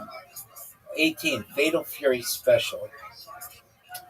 That looks familiar, but I only played that um in a arcade, and I'm sure you probably did too. If you saw it, you would be like, yeah, I have to play that. 17, Soul Feast. 16, Shining Force CD. 15, Earthworm Jim. I played Earthworm Jim. I don't know if I played it on Sega CD necessarily. It was always an interesting idea that you're playing as an earthworm. Oh, dude, back to uh, back to Nintendo. Did you ever play Battletoads? I got beaten Battletoads. I've gone all the way through. That's a hard game. Yeah. The hardest part is when you're on the bikes and you gotta, go through the super fast level up and down, back and forth. We had to map that one out to beat it. Right. There was Sonic CD. I played that on Sega CD. Uh, dude, all of the games that they listed here, I've never heard of any of them except for Sonic CD. Uh, I just, you were absolutely right in terms of I'd never had to take care of CDs before, and I didn't know that you couldn't just, like you said, leave them on a table. Or, fortunately, I don't ever recall not being able to play a game because it was scratched. Um, I, but my games got really fucked up, but they still worked. Um, all right, and then try to think of any other uh, games that I had that were like. Did you ever play pro wrestling? Oh yeah. Okay, so on Nintendo, I played WW WrestleMania. I played a bunch of. Okay, so I think there was a pro wrestling game, but then there was WWF wrestling. I think it was called WrestleMania, or maybe just the WWF. Let me look up the name of it. Okay. Just gotta grab a bucket. You're good. It was just like a lump more than. Yeah, it was called WWF WrestleMania, and it was amazing. You could be Hulk Hogan, you could be Honky Tonk Man, and I used to love his song. I used to think he was Elvis. You could play as Andre the Giant, Macho Man Randy Savage, $1 Million Man, who I thought was cool, Bam Bam Bigelow, who I didn't really like at the time, but I kind of like a lot now because this whole flame. I don't know how else you want to call it, on cars, that hot rod attitude became really popular, and the Honky Tonk Man. Well, you had that cartwheel move too. Yeah, that's right. I do remember that, and that was a really good game. And then for Super Nintendo, I would rent these games a lot. Uh, they had there was another WWF game for Nintendo. I want to say it was maybe there was only one, but no, there was one that had. Royal Rumble game. Yeah, that's right. I had that on Game Boy. There was one that had the Ultimate Warrior in it, and um, he You can was. play as Earthquake and Typhoon as well. Yeah, exactly. It was called WWF WrestleMania Challenge, which was different. Um, and they also had in it uh, the Big Boss Man, and you could play as um, okay. They don't say who you could play as. It looks like Ultimate Warrior, Macho Man, Andre the Giant, Big Boss Man, Hulk Hogan, and I want to say you could play somebody else, but I'm not sure. I gotta fix the toilet. All right, The you toilet's, knocked yourself out. up there. Oh, who you It could is. here's who you could play as: Hulk Hogan, Andre the Giant, Macho King, Randy Savage, Ultimate Warrior, Big Boss Man, Yeah. Brutus the If Barber, I throw Beefcake, water, I think it'll fix it. Rev. Get in the tank and make sure that the lever is clear. Okay. I'll do that too. Yes, but yeah, I got you. Yeah, thanks, Jeff. Yep. Thanks, man. Yeah, I'm fixing a toilet right now. So. All right, you do that. I'm gonna get some sleep. We'll catch up again. Yeah, man, this is fun. I like talking to you about all these games. Nostalgia AF, man. Nostalgia as fuck. If you have 4 minutes, watch this thing that I dropped in the Twitter Spaces. I was just looking at it. The video quality is great. So now that I have a chance to pay attention to it, I will. Yeah, cool, man. All right, have a good night. Take care, Big Dog. You too. Bye. Take care.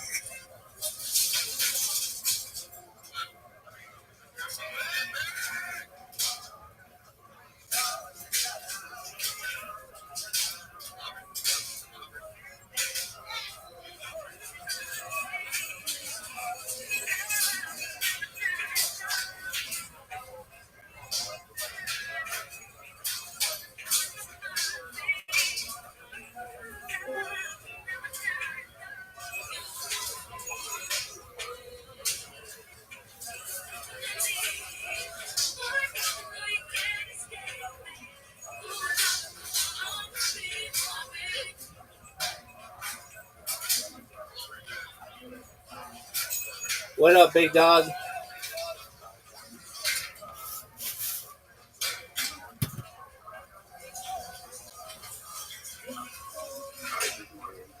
How are you, Legion Whisper? Long time no see.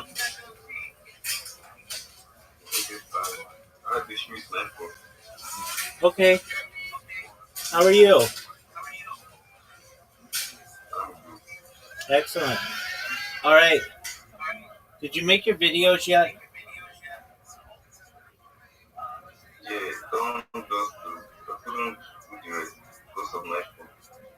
Okay. So where can I see your videos?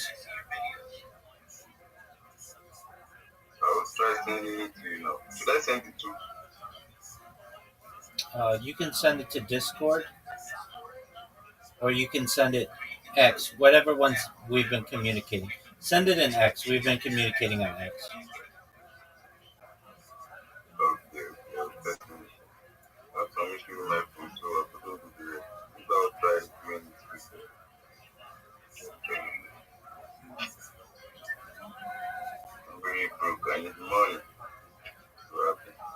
All right. Well, I'm not the guy to go to for it.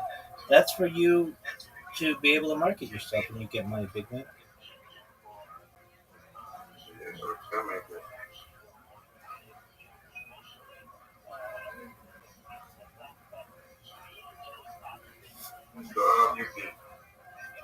Every day's a holiday. Every day is a feast. I've been really well, thank you. Seen some really great growth on Twitter, and I want the same for you, big dog.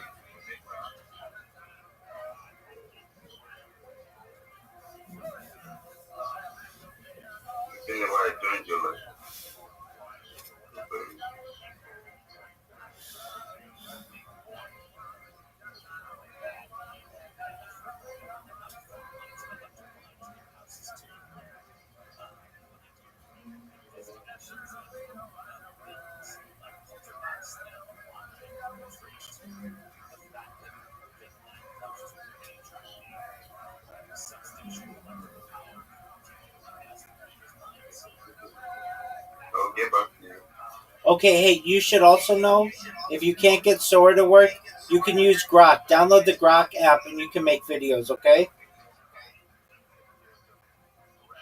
What's the name of the app? Grok app. GROK. Okay.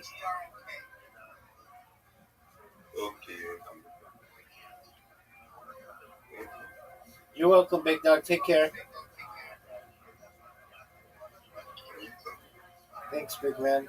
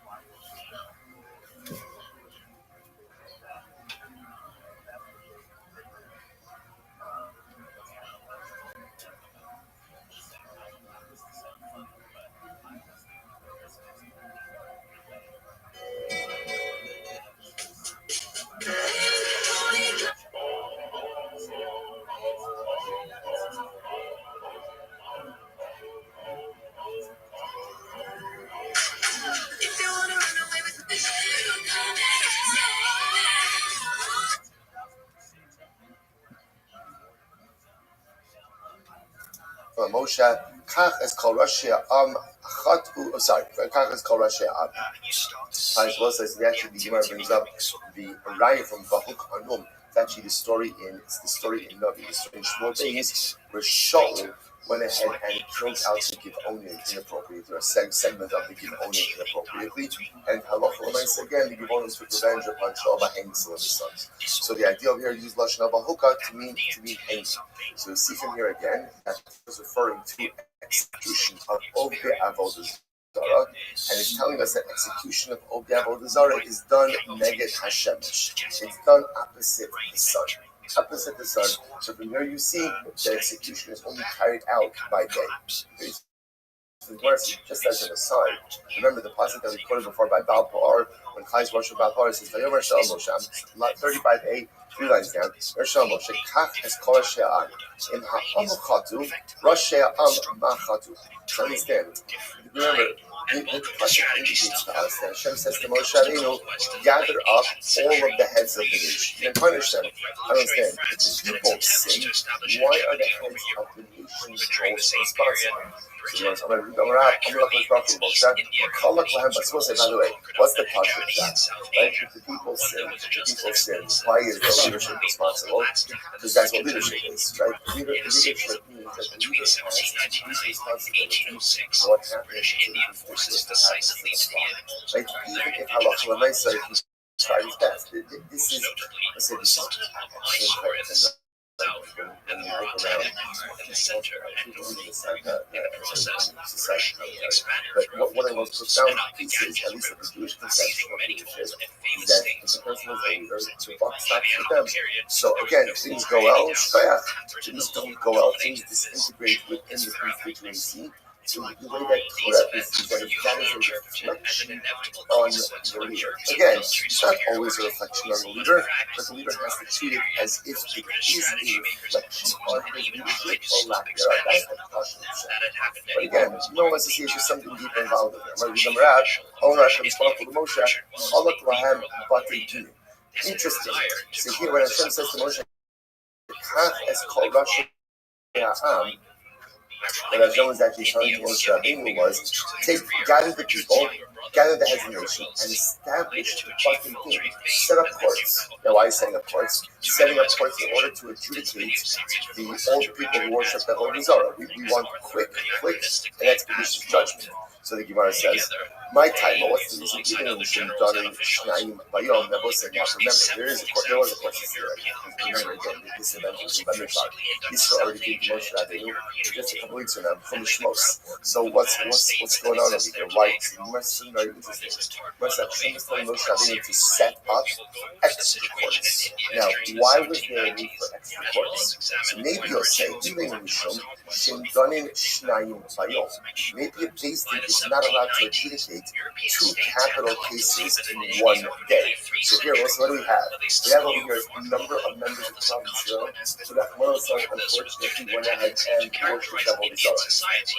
The words idolatry. So now, what's the issue? The issue is then you're going to say there is a court system, but you can't have one court judging more than one capital case at a time. So maybe halacha l'maisa again, Moshe has to set up more courts. So the Gemara says, when can't a court adjudicate two capital cases? That's only if halacha l'maisa again, it's two different types of capital cases. I have a hereg and a chayah, something like that. About the misa achos, don't. It's actually interesting, but essentially, with halacha l'maisa, you have two of the same type of case. In other words, two of the same crime, the same capital crime. Those can actually be adjudicated by the same base on the same day. This is actually just a moment. Rashi says over here, Elabishkei Misos, who get someone's right across. Who get in done with you, Sha'in Zatomos. It's our Limsot Hammer Divine Khan, the Khan, the Asi La Kalkule, Shema Lo Yefkesu, the Chalatzora. So this is interesting. There's two different types of capital cases. These different types of capital cases. And remember, we've already seen before that really basic is obligated to find a way to exonerate. That's really what's happening over here. So maybe when it's two different types of capital cases, so halacha l'maisa, they can't judge it. But if it's one type of capital case, maybe they can. So the Gemara says, "Misa achas done ela kidei." So the Gemara says, "Ela kidei sheyoshev charen achisa." So halacha l'maisa, they will say this is not a bit of a problem with one case and judging multiple cases. Why? Because halacha is basically to judge multiple capital cases when they are the same type of capital case. That's permitted. So why the need for extra bati din over here? To which the Gemara essentially answers, in order to go ahead and halacha expedite judgment, so that really again the wrath of HaKadosh Baruch Hu should be removed. Incredible. If you look at Rashi, Rashi says over here, Allah kidimucha kra yashav charon af kishakish Baruch Hu rosh kulam asukim b'davar in the Torah of the Kodesh. What says very interesting. How do you take away the divine wrath? How do you take this interesting idea? The Torah is saying, how do you remedy that? How do you remedy? Do whatever you can to expedite to as expeditiously deal with the problem as possible. Good. How do you take care of divine wrath? Fix the problem. Fix the problem. That's how you take care of divine wrath. And therefore, again, halacha relates to the right listening of Ovidoro. What's the best way to remedy divine wrath? Go ahead and set up as many buckets in as you can for the cases to be adjudicated, judgment could be dealt, and move forward. So let's say such a profound mistake. When does the Rebbeinu of Olam get upset with us? It's not when we sin. It is when we sin. But that's not real divine wrath. From why? Because we know we're going to sin. We always sin. We get stuck up. So when does he get upset?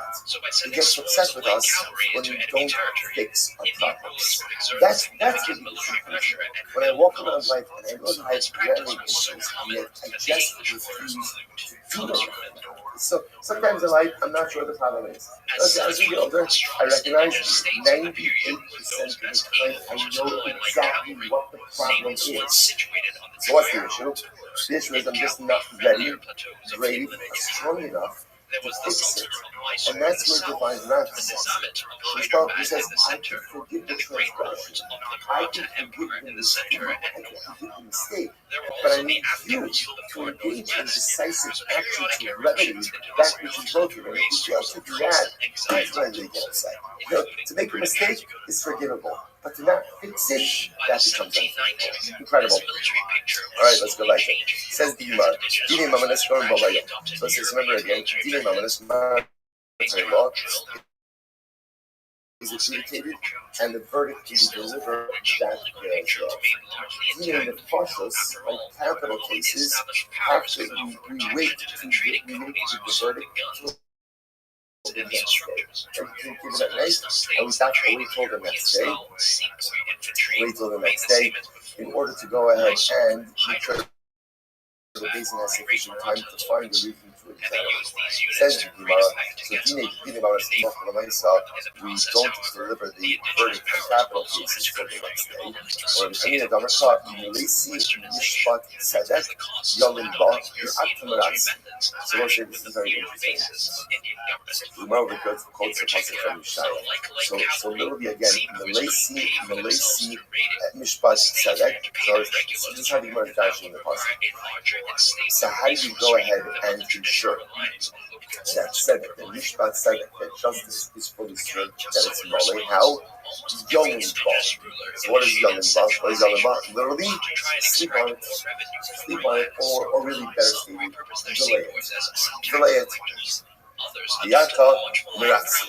Because if you don't do this, ultimately again, it's like you're engaging in bloodshed. So from here, the Merdash, we go ahead and we delay the verdict on a capital case. Rav Amram, or rather says from here, issue Chamos. Goes over here again, the Pasuk from Yishaya.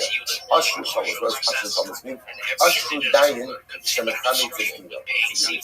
Praiseworthy is the judge who literally makes his judgment Chamos. So understand me. How does something become Chamos? You delay, right? You carry. So praiseworthy, Ashru Chamos. Praiseworthy is the person. Ultimately, praiseworthy is the judge who delays his verdict. And again, he interprets this to a capital case the next day. As I just want to point out how incredible this is. There's another member Chazal. What's the other member Chazal? Mitzvah habol yadacha al tach mitzvah. Right? If a mitzvah comes your way, do not allow it to become chametz. So which one is it? Isn't it fascinating? So in general, the halacha is whatever comes your way, whatever you don't like, don't have it. And yet here, ashru dayin shemechametz is dino. So apparently, there's only one thing in life that you're supposed to allow to become chametz, and that's judgment. That's judgment. So let's say a very profound episode. And for everything else in life, alacrity is the key. This is the key.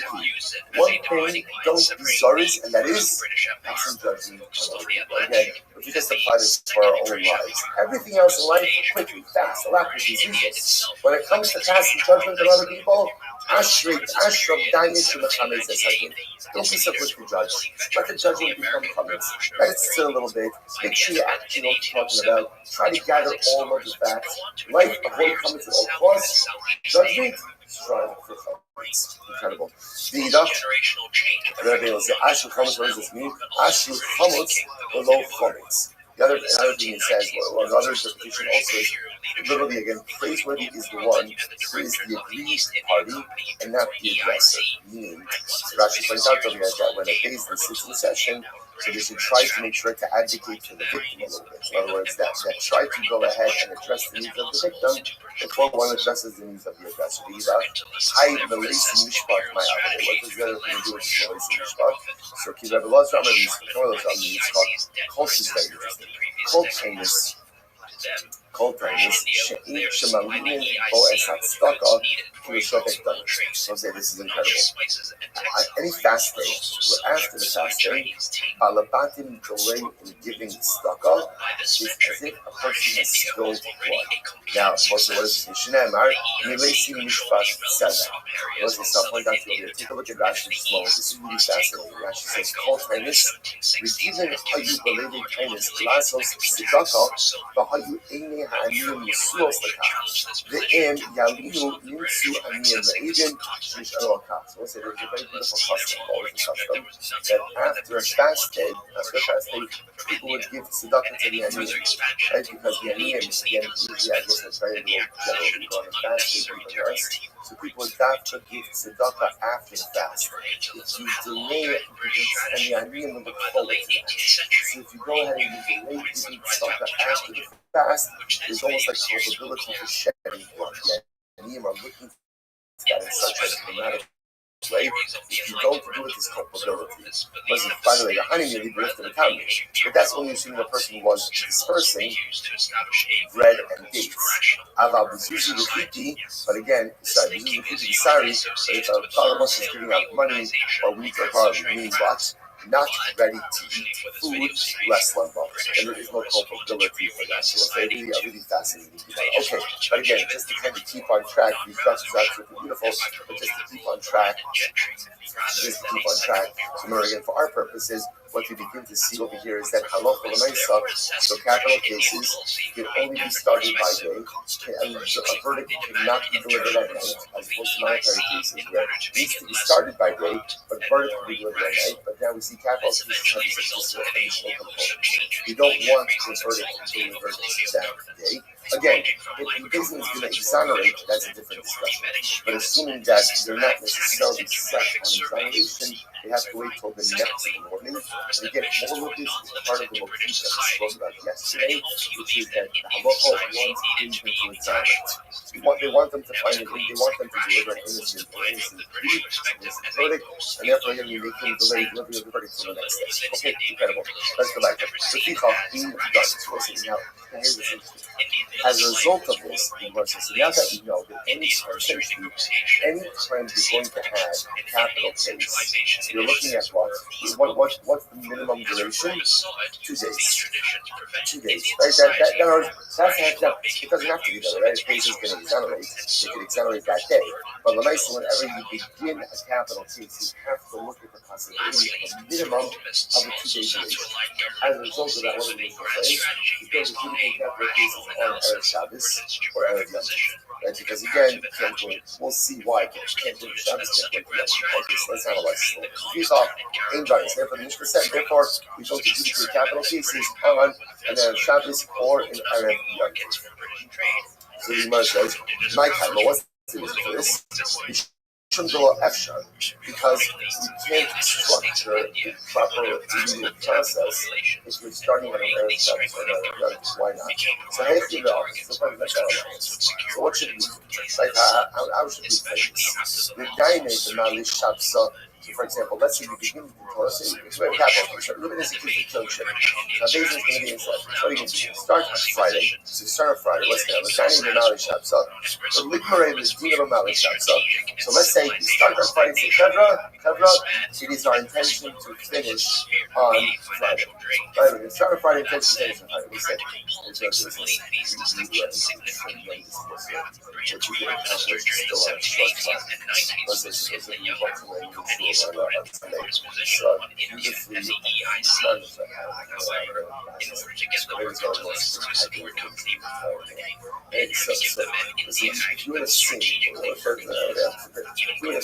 that looked like Friday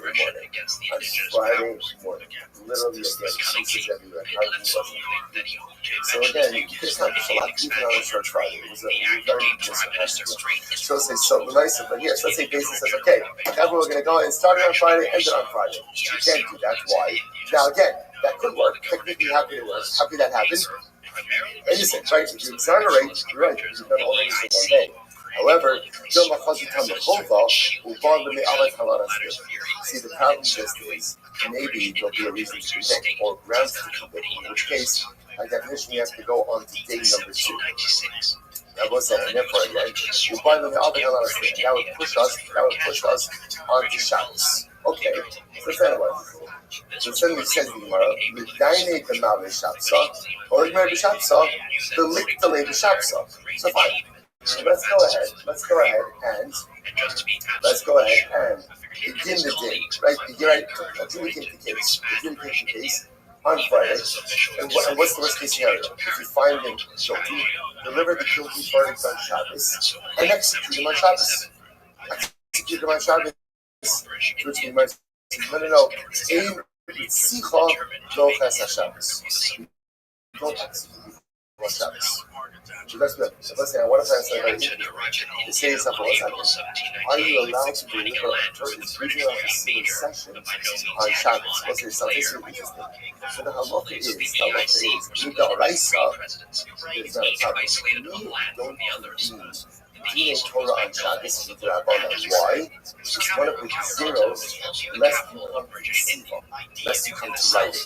Right? Same way that you're not supposed to read the business section of the business discussions. There's a whole bunch of zeros, lest you come to write on Shabbos. So interestingly enough, adjudicating a case on Shabbos, technically speaking, there's nothing wrong with it. It's an Rabbanan. Just want to point out that doesn't show up there. Exactly, it doesn't show up here. Obviously, again, that level of legislation wasn't yet in effect over here. So therefore, again, the Gemara says, okay, so let's adjudicate the case on Shabbos. And let's begin the case on Friday.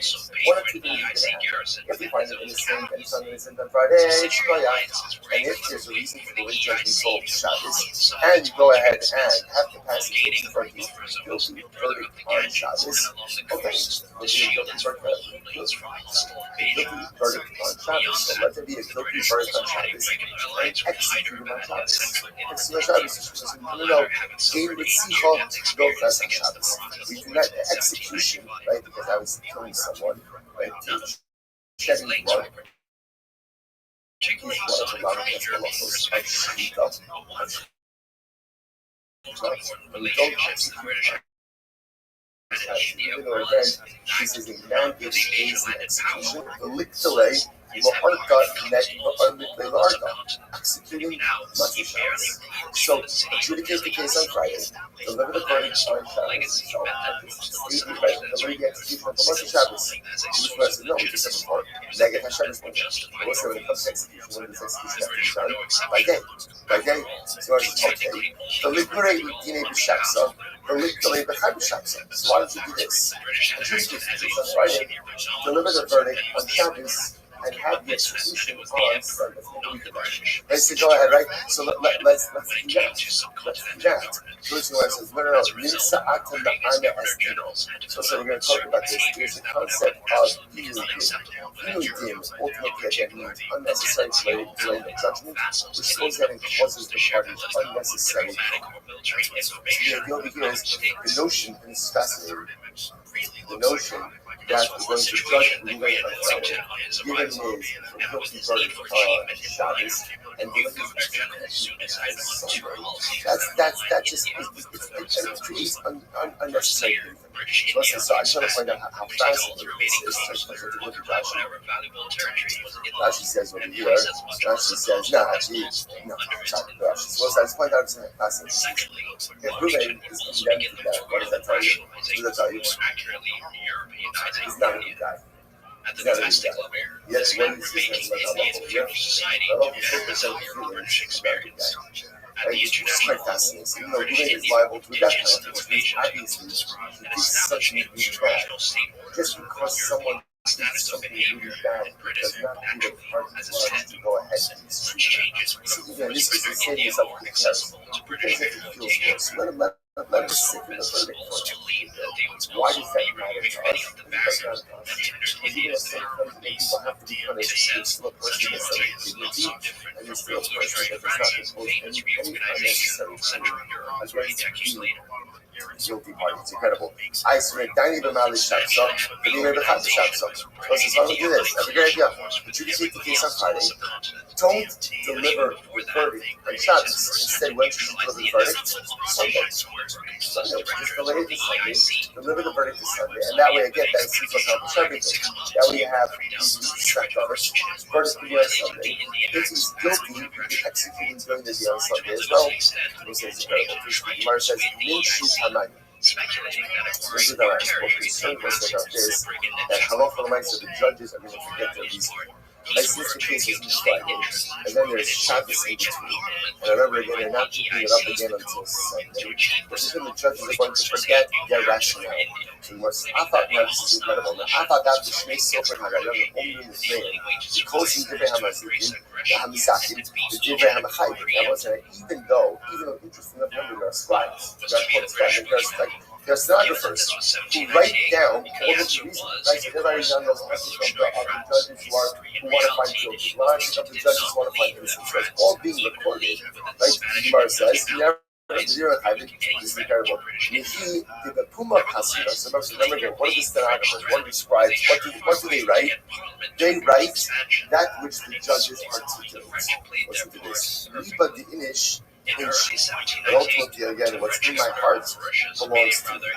What's in my heart belongs to me. I wasn't to this face to be ready in 2 days. Lady Mars, Lady Rob is liberty in she, which means that which is in the heart can be forgotten. Now, what that means is the Gemara says is that essentially it's the heart of the judge. It's what the judge articulates, right? And what he articulates all put together facts. But then part of the judgment, by definition, also has to be what? It has to be what? Like a little bit like what you're feeling with tissues. And that you can't articulate. But yet, interestingly enough, that is absolutely part and parcel of the judicial process. So the issue just is stenographers can write down whatever the judges articulate. They can't write down what's in the tissues. What's in the tissues is also necessary. So the problem is by the time we get to Sunday, and now again, if Sunday morning they're revisiting the verdict, or revisiting the case, unfortunately, the judge may have forgotten something that could compromise the effectiveness of the judgment. So we don't want them to delay. Also just point out that you can read that phrase in a different way. Here, Rashi says over here, Rashi says, Liba de inshi, Liba de inshi lo kasvi, La'ata davshe zotalo yisod hatam, Nishkach mi libo yishuvo l'tamo, V'yochol yashvo l'sei stamabur. So again, what's now, the way you must understanding it over here is what's in the heart. Liba de inshi is in a person's heart. Inshi, he forgets. Let's just also read the phrase, Liba de inshi. What's in your heart is yours. No one else knows what is in your heart. I always say this is incredibly important for a couple of things. So number one, sometimes we see people do things, right? We see people say things, they act in certain way, and we are ready to go ahead and judge them. Understand, you never know what's happening in a person's life. You never know what's happening in a person's life. And if you operate with general principle, then I think what people are doing, we're good. If you see good people doing something bad, chances are there's something going on. You see them acting in a certain way that just seems out of character, chances are there's something going on inside of them. You can't see it. Why? But the inchi is happening inside of a person's heart. Only they know about, no one else knows about. There's another aspect of this. No one knows what is happening. Sometimes we expect people to be there for us in difficult times. We expect people to help us when we're struggling. It's important to know. No one knows you're struggling unless you tell them you're struggling. No one knows that you're having a difficult time unless you tell them you're difficult. And even people who love you very much and invite you. So I say how much relationships break is crazy because people who love us very much expect us to know how they are feeling, even though they don't articulate how they're feeling. Remember, the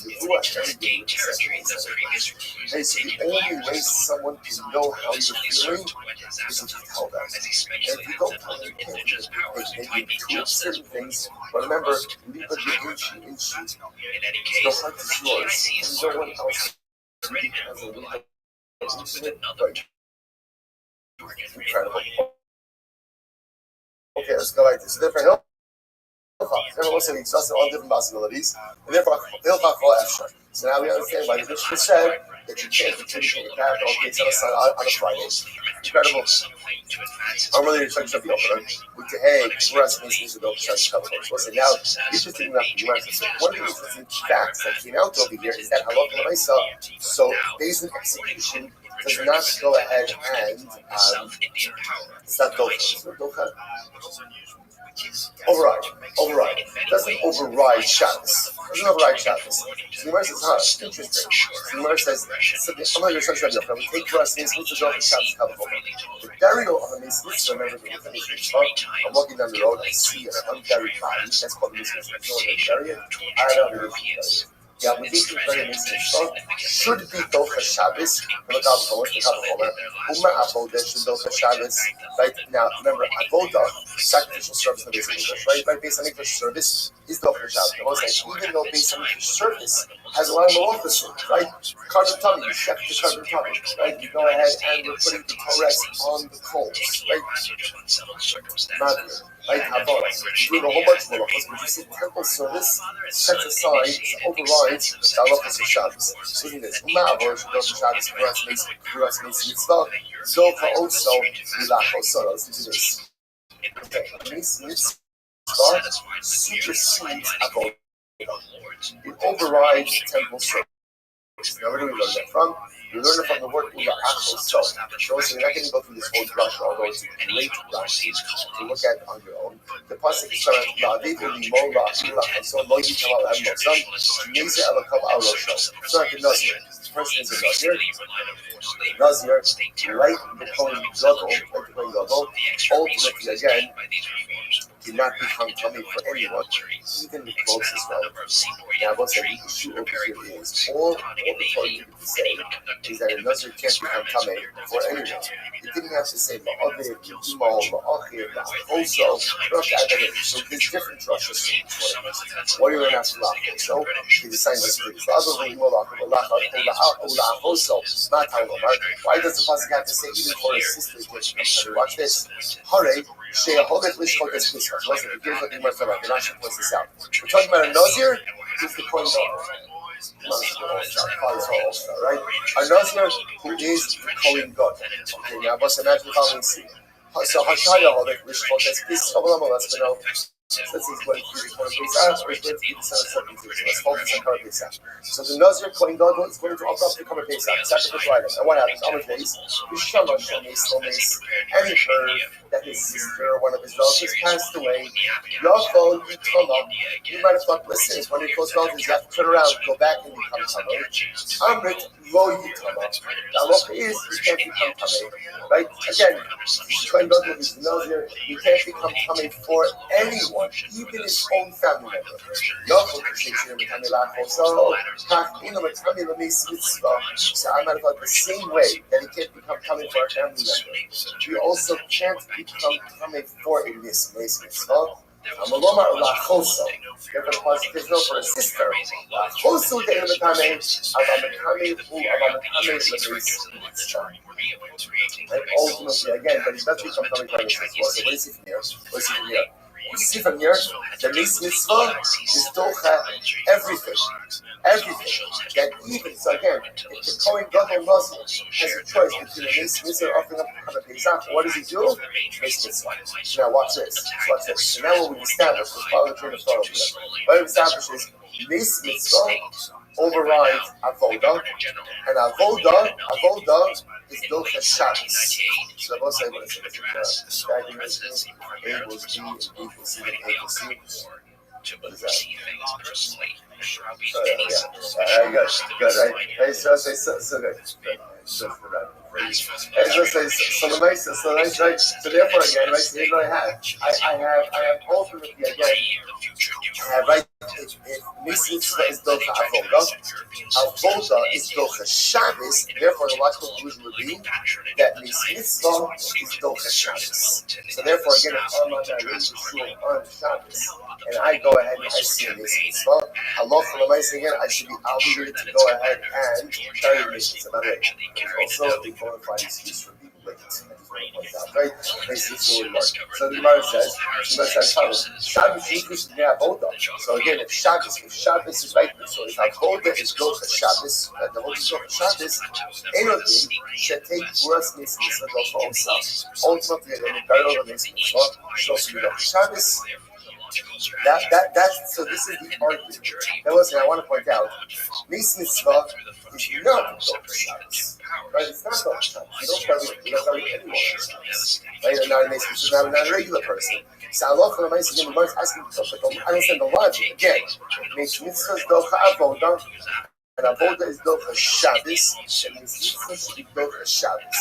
Which you must underline with sicha tokia, the docha avoda, the docha Shabbos. Oh, so let's say, I'll tell you the clear, so to speak.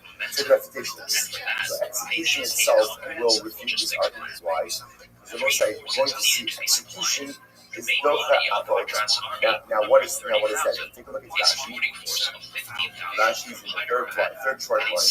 The sicha tokia shedocha avoda.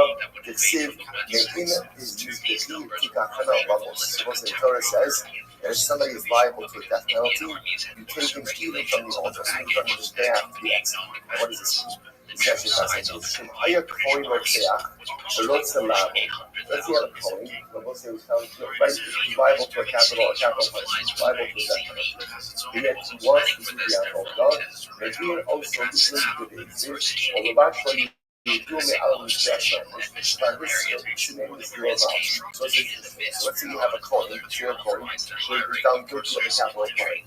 Yet again, it's this coin's turn to serving he's getting ready to do the avodah. You don't say let him do the avodah and then he'll execute it, but rather again, that penalty overrides his obligation to do the avodah. Now, what you're going to see is that the exception, but that is different. In the case where, let's say the coin already started to do the avodah, then it was found guilty of a capital crime or in this day. Right? We won't stop him in the middle of the avodah. He already started, we'll let it finish, but if he wants to start, we're not going to let him start. So the ideal here is like this. The ideal here is like this. The Gemara says, I'm sorry, I want to receive this up here. So here, execution, right? Execution, docha avodah, ve'in docha Shabbos. So we see this ultimately again from execution. So execution is docha avodah, meaning if somebody is liable to a death penalty, so we don't let them do the avodah. But yet again, we don't execute someone on Shabbos. What do you see from here? The formula doesn't necessarily work. Just because something is docha avodah doesn't mean that it is automatically docha Shabbos. Okay, so let's say Shabbos. Well, second, let's see what we let's come back on this area. Right, so let's go ahead and say execution should also be docha Shabbos. Why not drop execution be docha Shabbos? After all, again, I will say, why don't we say the following? Here we go.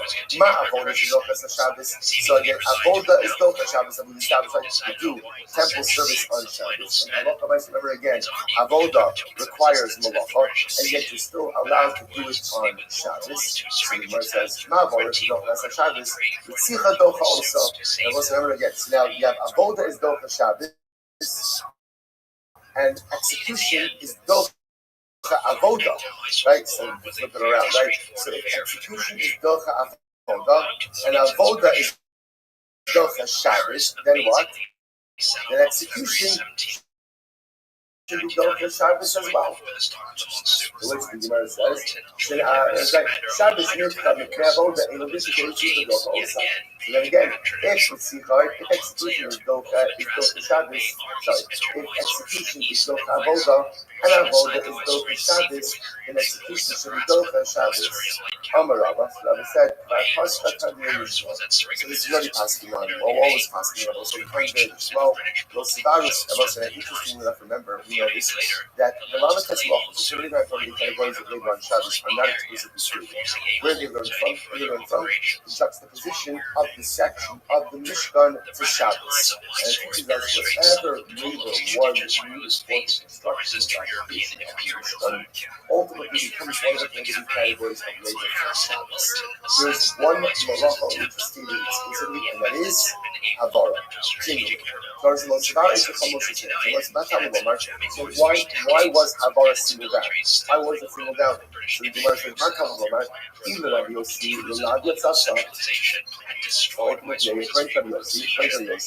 it's for the purposes of Allah. What does that mean? It's there to go ahead and look at the suggest that whereas every single other malacha is punishable by a death penalty, ultimately again, Havara is only quote unquote punishable by Allah. Okay? Rabbi Nassan, ultimately again, to distinguish between malachos and teaching, that is the same way that Havara singled out. If a person does multiple malachos in one halo, right, in one we call it moment, right, one span of time, that there is individual liability for each of those malachos. So let's say Havara Rabbi Yossi says that Havara was singled out in order to teach us that Havara is not punishable by death, but rather again Havara is punishable by Allah. Rabbi Nassan says B'chari Ketzasa. Ultimately, again, Havara singled out teaches that just as Havara singled out, so too there is individual liability for every malacha that is performed. I will say. Now, remember, but there's another point to all of this. What's the other point to all of this? Is that remember certain misos based in certain types of misos, for example, which is with hot lead, requires Havara. The fact that the Torah goes out of its way to say that you can't do Havara on Shabbos, the Gemara understands even to execution purposes. So therefore, even though one could construct a very good Kalvachomer, right, which essentially said, and Avoda overrides Shabbos, so execution should override Shabbos. So it's a good, logically sound argument. Because the Torah goes out of its way to say there is no kindling on Shabbos, and certain misos basically require kindling. Therefore, Allah no execution. Incredible. Rabbi said, Moshavos Kashim. The Tana was bothered by someone else. Right, the Tana was bothered by someone else. He was bothered by the use of the word Moshavos. First, Moshavaro is the call Moshavos Sechem. Torah says you cannot treat with fire in all of your domiciles, all of your dwellings. Now, in general, whenever the Torah uses the word Moshavos Sechem, what does that come to teach us? And Allah said this halacha applies both to Eretz Yisrael and out of Eretz Yisrael. The issue is it appears to be unnecessary in this passage. Why? Or say, in general, whenever a mitzvah is what we call chiv on the gavra, chiv on the individual, it applies everywhere. I don't need most of the same. So here this is Hilchot Shabbos. Why do you become the Hilchot Shabbos and specifically Havara applies the whole Moshe Sefer? I understand that. You apply everywhere. Why would they think that it wouldn't apply everywhere? First, you might say, why did the Torah need to say Moshe Sechem by Havara, by kindling on Shabbos? It's understood. Shabbos is Chovas Hagufi. Shabbos of us is Chovas Hagufi. Remember again, what does mean the Chovas Hagufi? It's an obligation on the individual. Like, in other words, it's not geographic and it's not agricultural. It's on the individual. The Chovas Hagufi, no Haggis being bar is being prescribed. And also, every Chovas Hagufi, remember again, applies automatically both in Eretz Yisrael as well as outside of Eretz Yisrael. Moshavos v'kasav v'chol. So why do I need the Torah to say Moshav Seichan? Yishum Rabbi Shmuel Amar Talmud Echad? Because one of the Talmudim sitting Rabbi Shmuel, Yishneemar, Kiyeh Kiyeh Be'ishchet Mishpat Moles Behumas. Torah says if a person will be liable to a death penalty and he's put to death. Shomea Ani Ein B'chol Din B'Shabbos. I would have thought execution occurs both during the week as well as on Shabbos. So the Gemara says, Nani Mekayim B'Kavaleha, most years. I say, what does it mean? But yet the Torah says that if you buy it on Shabbos, you chayiv for that. So again, isn't going ahead and organizing an execution in and of itself a form of Shabbos violation? I would have said no. That applies to Shabbos misos, chutz misas things. That applies to other malachos, but doesn't apply to an execution or any revelation. Execution or revelation should be fine. So the Gemara says, ain't not allowed to do this. So maybe no. Maybe again, the prohibition of Shabbos malach applies even to days in warfare. Well, not in a kind of us. I want to do this is the basic execute someone. The chol of our Shabbos. That's only during the week, but now in Shabbos itself. Ain't not allowed to do the Shabbos. Maybe even on Shabbos basically execute. Most value each the chol most devoted. Therefore, what's that again? So it says, do not glorify all of your domiciles. But why you got one owner? You able to them, the Kukas Mishpat, the Dorosechem, the Chomosh Hosechem. This should be for you a statute of law. No generation of Moshavos Mamo Shavos Amar based in Af Moshavos Amar time based in. So also listen to this. The Torah purposely uses the Lashon of Moshavos the Chomosh Hosechem. Why? Because Chomosh Hosechem the Lashon of Moshavos is also used in the past that teaches you about establishing courts, establishing Batei Din. Where you're supposed to establish Batei Din? Everywhere you live. And the Torah uses the Lashon of Moshavos by Beis Din and Moshavos by Shabbos prohibition. To teach us what? The same prohibitions that apply for Shabbos individuals apply for the Batei Din. And therefore, again, the Beis Din is not allowed to execute on Shabbos. Therefore, the Torah says you have to apply all of your Moshavos. Dafka uses, remember again, I don't need Lashon of Moshavos by Shabbos. Why? The Shabbos is a chiv on the Gavra, chiv on the individual. Any chiv on the Gavra on the individual applies there itself in Chuzla. It's why I need Moshe Sechem. Moshe Sechem because that same word is used by Batei Din to teach me that the same Shabbos prohibitions apply to Batei Din. Therefore, Beis Din is not allowed to execute somewhere on the Shabbos. So they'll say, stop, we're not finished with this yet. We're going to place to stop. All right, so let's say, everyone's have a wonderful day. Good to see everyone. In mid-1799, the Wags simply relocated to Maratha territory, only to return once the British withdrew at the height of the monsoon. In mid-1800, Wellington attacked again, but this time he exploited his relationship with his brother, who authorized him to offer the local Maratha lords some land, so they made an effort to seal their borders. The Marathas agreed, and together the two forces boxed Wag back into Mysore territory. Short of his mobility, Wag's days were numbered, and within a few months, both he and his army were destroyed by Wellington's forces. Good morning. The campaign against Scotland was only the largest of the many minor wars waged by British India between 1799 and 1803. Wellington extended Piazzi's control over various other frontiers of Muslims and never surrendered to any central authorities.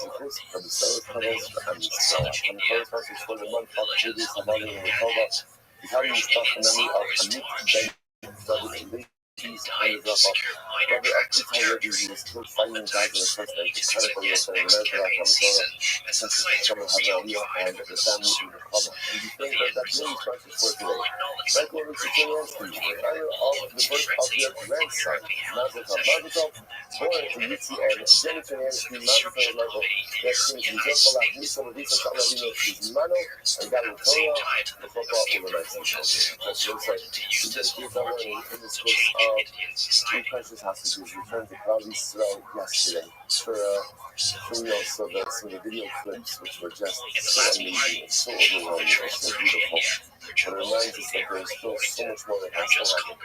We have to read a little effort, try a little harder, tap a little harder, do a little bit more chesed, a little more stuff, whatever we can do. However, what Moshe showed us is that it is possible. It is possible. It's not like there's going to be a happy ending to the story. We always figure out this. Prince for more of you just pray. But by the time we start to try to drop the light back. Judaism, the one that works for us is that there's two different types of stories. There's maybe more than two, but there's two. There's mythology and there's fairy tales. So in mythology, if you read Greek mythology, so I can never jump in. So, the stories are all very similar. You have the gods who are very human-like, and the gods are always trying to foil the actions and plans of men. And then you have fairy tales. What happens in fairy tales? Every fairy tale always ends in the same way, and that's how. And I really live happily ever after. And the facts is either ROTHSCHILD that certainly in Yiddish we don't have mythology, because we don't have someone who wants us to be more successful than we want our success. And we're going to agree with advocating and cheering for us. We don't need mythology. But at the same time, in Yiddishkeit, we have no fairy tales. We have no story that ends and everyone lived happily ever after. Thank you for that. So, how did you go ahead? So I just make sure I didn't get that. Almost everyone began, but all he wanted was to come to Eretz Yisrael. And he's taken from this world with just mere steps going to Eretz Yisrael. At the end, on Purim, when we read Megillah Esther, and we do an end and we're all celebratory and everything that will happen, the heroine of the story, Esther, is locked in a marriage she did not want to be in, Ahasuerus, living a life that she did not want to be in. Judaism doesn't have that everyone lives happily ever after. Stories. It's not the way it works, because that's not the essence of life. The essence of life is not that everyone lives happily ever after.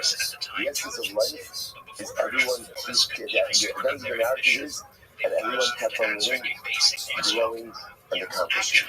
Despite the pain, despite the setback, all of the broken hearts, we keep on going. So you see these incredible images of the house of being returned. And on one hand, there's such a feeling of elation, such a feeling of celebration. But at the same time, we cannot forget all of those who are still in captivity, literally in captivity. We can't forget all the precious soldiers who have given their lives up to the Hashem over the course of the last year. We can't forget October 7th. We can't forget all of the incredible tragedies. As much as it's like a wake up synchron, it's not, and everyone lived happily ever after this moment. But we also have to take in the synchron, taking the excitement, but at the same time, we double our efforts to bring every last of our brothers and sisters home. And there is one story that will end, and everyone lived happily ever after. And Mashiach, that's the Ummah. And we can do the way that day, and here it comes, there again. We'll see what that let us begin. So today's episode is 34. I've got a lot to do today. A lot to do today. Let's pick up on Lamed Gimel on the days 33B. We left off with that two dots. Right? Yes. Good. Dini Mamanis Hakol. Let's just remember again. So the Mishnah said, Dini Mamanis Hakol Ram Yishus Mukova. Dini Nefashis Hakol Ram Yishus Mukova. When it comes to Dini Mamanis, right monetary law, everyone, now we'll see everyone has the ability to go ahead and be Malami Shlos, to advocate right on behalf of the defendant. And Malami Kova, and to also go ahead and bring condemning evidence when it comes to Dini Nefashis, when it comes to capital law. And the halach is like this. Everyone has the ability to go ahead and bring a source. Right? Everyone has the ability to advocate on behalf of the defendant, but not everyone has the ability to go ahead and be Malami Kova, be Malami, or introduce some damning evidence. Let's analyze it. Says Hakol. So what is Hakol? Hakol what? Who speaks Hakol? So he wants about even agent. Even witnesses, they want to know what is the case. Here's Rashi. He has nothing about him. Hakol, Afilu agent. Rashi says, Shehidu, Allah, Yecholim, Lamed, Allah, Raya, so forth. So this is this case. Ruben comes into right. So see now what happens. Ruben comes into this. And I must say, by the way, this is going to be true. This is going to be true whether it is doing numbers or doing fascists. That look is going to be the same. Which goes like this. So the witnesses come and they introduce evidence, damning evidence against believers. Those very same witnesses, Rabbi Yossi says, could then turn around and introduce some type of exonerating evidence for you. Which is interesting, right? Even though again, so let's say the witness is back some additional piece of information, or they rethought about rethinking or retracting testimonies and what complicated is. But the idea of Yossi says that even those original witnesses could come along politically give the damning evidence, could come along and give some type of exonerating evidence. Maybe must to say that I'm just going to read our request for this religious position. She wants to reconcile. Maybe must think that Yossi is the low rap on the side of the Lord. The Echad, Mendia Anna Benefesh, they is a fish, they will hold us. What's the again? The Pasuk says, the Echad, Mendia Anna Benefesh Lamos. The Pasuk says, a singular witness should not give testimony that will result in someone being put to death. Now, the sound is that the Pasuk sounds pretty straightforward. But you can't have a singular witness. The problem is also the Torah already taught us that you can't have a singular witness. So what does it come to teach us? The Gemara says, Echad is not believed no matter what kind of comment says, and Echad has no credibility. Whether it's the source, whether it's the whole, it doesn't matter. Only as it's single witness, single witness, is false. Or is a single testimony, or he's defended, he is accepted. That was an interesting now, or maybe I'm going to read the thing is that what does that mean? What do you share? So you are suggesting over here that what it means is that even if one of the original witnesses who gave damning testimony then finds some other exonerating testimony, he accepted. He accepted. I'm not going to back. I'm not going to get back home. And Rabbi says, no. What does it mean? Mishnah says, Hakam along those cliffs. It means even one of the students who is in the basic. Rabbi said, what does that mean? This is very important. The point is as follows. We said this before, that in basing, they often have like rows of students who are there in front of the basing themselves. Now that was for two reasons. Number one, best way to train in new judges is how? Train in new judges, right? Let them be there as the Dina Torah happens. What it also allowed for was a judge pool. And should something happen to one of the sitting judges, they were able to pull someone literally from the bench, and add them in. The Papa says, listen to this, that as the proceedings are going on, one of the students in the courtroom sees some type of exonerating evidence for the defendant. Speak up. You might stop and down. My family is in Yudah. What's from your family is out there? So the Lord says, the Pasuk says, and Echad should not testify about a person that they did put to death. Logos would get in the order. So you can't go and testify that somebody did put to death. But ultimately, again, to exonerate, he absolutely can say something. I won't say that again. What an Echad could actually accomplish is a different discussion, right? So what is it? He offers some exonerating evidence. I want. Okay, so we'll see in that session. But the idea is that he's listening to an testimony he's heard. But I want to instruct you to the next issue again, maybe so. Did I want to say no? We don't accept it. I want to say, once a witness gives his testimony, that's it. So you can't go ahead and then afterwards introduce the case. So witnesses came along and they gave damning testimony. Right? Obviously, damning sounds so much like that. They gave testimony. But the testimony is then reflected poorly on the defendant. So that I want to say, for one of the witnesses, they say, oh, you know, I just thought of something in a cut. You can't do that. You can't do that. That looks like you're trying to cover your bases. And in the event that you found out to be a false witness, to be in so many, you can't do that. Once you give your testimony, choose the team, and that's it. Hi, Ramos, my dad today. So what do I want to do with the actual mental Pasuk that says, he's Echad, no Ya'ana Benefesh Lamos. What do you do with that? So the word says, look who made the Echad in the party to the Torah. So they say again, in the first way of coming to, they say that one of the students in the court sees some point of exoneration for the defendants, and ultimately, again, they are believed to give that testimony. Do you sign your If one of the students in court says, I have some way to go ahead and go ahead and find something how to show me how to decide show is one of the witnesses. I'm sorry. One of the witnesses says, one of the witnesses who gave indicting testimony, right? Negative testimony about the defendant, then turns around and says, I have some positive testimony, how do you have an ultimate thing again? You do not listen to that individual. Once you said your piece, you said your piece.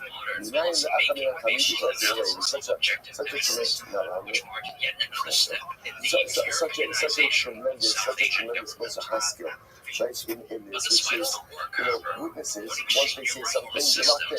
They'll say, some goodness and haskell in life. Imagine, by the way, if we measured every word by this metric.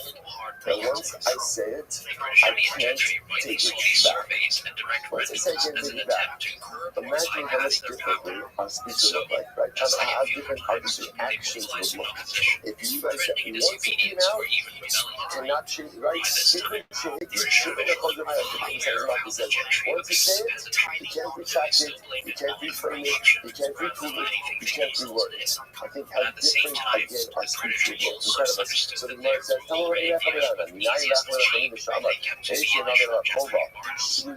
So the Gemara says, if one of the students in the basement, like the question is going on, and one of the students in the basement says that halacha l'maisa again, I have some negative, I have some indicting testimony to go ahead and give me that gives you don't listen to the students. So you don't listen to the students, you're going to have something positive to say. And if you have to listen to them, incredible. So there's a lot of things to learn. So first of all, we're going to this idea that it is clear to the OC, even though witnesses who previously gave negative testimony, who find something positive, have the ability to go ahead and introduce that into the court proceedings. That one disagree with that. But everyone's ensure you that the students sitting in the court, if they see some point that could be helpful to the defendant, are believed to introduce that. Incredible. Okay, let's go back there. Dealing with fascists. Hamalami, so what's this? This is the next part of the scripture. Mishnah said, dealing with fascists, Hamalami called Mishnah. Hamalami called Hamalami Skos. About Hamalami Skos, in Yopa Laksa, in Hamalami Koba. The way it works in capital cases is that if you go ahead and introduce, let's say again, so say Hamalami Koba, so witnesses go ahead, or court goes ahead and wants to find the person guilty, they can change their mind and find the person innocent. Argue for his innocence. Conversely, if they argue for his innocence, they can't change their mind and go ahead and argue for their guilt. What's that like that? Let's think about this a little yesterday. You see this. I want to say it's so beautiful. Facing the door, put someone to death. On the other hand, it doesn't sound like the way our legal system is supposed to work. Like, in other words, we're tying the court's hands over here in capital cases, right? So just understand how it works with a basic premise, which is human judgment is never perfect. Human judgment is never perfect, right? So there's this understanding of one of the key phrases to always keep in mind is the Gemara says, "Any values modern alamasha in rose." A judge can only judge based on what his eyes see. And again, witnesses, even if some are truthful witnesses, when witnesses give testimony, they're giving over the truth. What is that truth based on? What is that truth based on? Right? The way they perceive truth, we all perceive truth in different ways. So if you think about this, every single form of human judgment, right? So the witnesses are presenting truth based on the way they perceive it and see it. The judges are interpreting facts based on the way they perceive it and they see it. So if you think about it, from actual truth, objective truth, it's filtered through witnesses, truth. Again, everybody's good people. Witnesses truth, judges truth, and then we arrive at a verdict, which means it's possible that you are at least two steps removed from what actual reality is. So in monetary cases, let's play this out. What's the case area? It's all good. Let's look at Once Parliament abolished the money ends up in EIC's the wrong monopoly hands. over Here's the so-called good news. trade. There is In bonus such a case, shalom. the British Could will use still money. part That's not a problem. India's regional birthright. That's According easy. to my That's easy. literature, Okay, the so existing put fields money in the are wrong hands. Hey, with all the best intentions, no Europeanized problem. and Ribbon British could go ahead and, I was going to say longer, but that's the wrong word. Let's wrong word, right? Here you go ahead.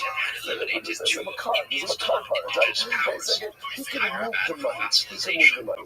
Capital cases is much different, right? So I think it takes a life. Again, even with all the true facts, that is a pretty irreversible course of action. So essentially, let's say this reticence to put someone to death is based on this recognition that human judgment, I'm not saying this word is inherently flawed, but it's inherently limited.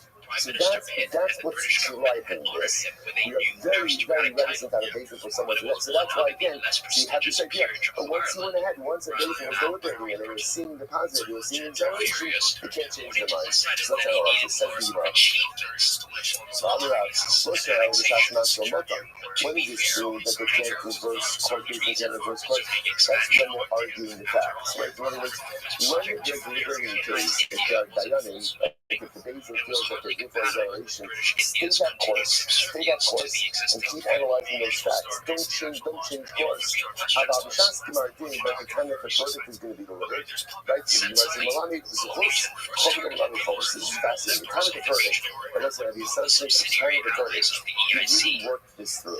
So after you've worked this through, you're ready to exonerate. And now you feel that there are grounds to implicate, you can change your mind, because then you're seeing going through the entire process. That is like, it's so counterintuitive. I would have just the opposite. Turning muscle, not done. If you want to change your mind, before verdict is bingo, before verdict is reaching your mind, you can flip flop, you can change your mind. At the time of the verdict, you can't do it. Where's the deal? We want you, if the Beis Din sees you to exonerate, see that process through. Go through the master and not done. Okay, get to the time of the verdict, and now you're ready for a verdict. You see the other side, you can still change your mind. Incredible. So the Gemara says, mid-state, we must ask us to move on. So the right says as follows. These capital cases. So what happens? The Macharas, the next morning, or what next morning? So basically, it's delivered. We saw it before. On capital cases, the verdict is never delivered that same day. Beis Din has to sleep on the verdict, and the verdict is delivered the next day. So therefore, the Brisa says that's how. So Macharas, the next day. So let's say again, Beis Din sat in session on Sunday. Now, again, they're sleeping on it. So it comes Monday morning. The Macharas, Mashkin Ubayim. The next morning, they come back to the Beis Din. So what happens? Hamizaka, Omer Hamizaka. So the one client who wants to examine says, I'm examining. Hamizaka, I need to go here. I stand in my place. I stand in my ground. Hamachayim Omer Ani Machayim. Machayim didn't go me. Machayim says, I don't want to find him guilty. I stand in my ground. Let me call him around this list. So again, let's say the one who wanted to find him guilty could change his mind. Hamalami Tzachostin Yachalat Ralan Soul. But one ultimately ended up in exoneration, can't change his mind. I've said another time, this is talking about what? So Hamalamachalas Dimartini. This is talking about the verdict. And what do you see here? What do you see here? So at the time of the verdict, you can't change your mind. So what's going on here? One time and using that same logic, Macharas Masa Umatan Milaka. Now again, I will say, for the next morning, ultimately again, so what Macharas, the Martini, Utame Macharas, Masa Umatan Milaka. And even the next morning also, you really get up in the next morning. Okay, I said we can't deliver the verdict until the next morning, but at least to say there's not some back and forth the next morning. Maybe there's still somewhat back and forth. Just like to keep that honey, the shot's not so much. You're right, these bites is actually talking about the next time of the verdict, rather than just talking about, again, the time of the back and forth. So supporting what Rav said before, that during the Masa Umaton, no one can change their mind. Why? Because it's very important. What you want to say is like this, if you're going to choose an approach, you're going to choose a mahalach, and you're going to choose an opinion, stick with it and see it through. It doesn't completely change your mind, but be a well-thought-out individual. I can see this all the time, that people like to change their ideas, you change their stuff, you change their approaches, so you have to be well-thought-out. You want to say, don't change muscle, be thought out. Think through what you want to hold. You're going to arrive at a decision. If you want to change your mind later on, of course, there's always the ability to change your mind. But the shot's not so much that you can't change your mind. The shot's the mind in before the verdict is officially delivered. You can't change your mind. You've got about so Tashma, done it with negative a little Achira Echanam as Achira Echan Achira Echad Mina Machayim Dire Hamizakim. So what happens? When a Beis Din is adjudicating the case, assuming we have a split opinion, so what happens? We allow the Beis Din to kind of hash it out until ultimately, again, one of the judges who wants to find guilty switches over to the side of innocence. Therefore, we have a majority for the judge to find innocent. You saw this thing on the top, and they're both saying it sounds like familiar, but the reverse is also possible. But you can have, let's say again, a group with a majority, or some traveler is holding that he's innocent, some traveler is holding that he's guilty. Let Rabbi also say that we allow them to debate it until the guilties have the majority. Because the Kana is looking for an innocent outcome, not for a guilty outcome.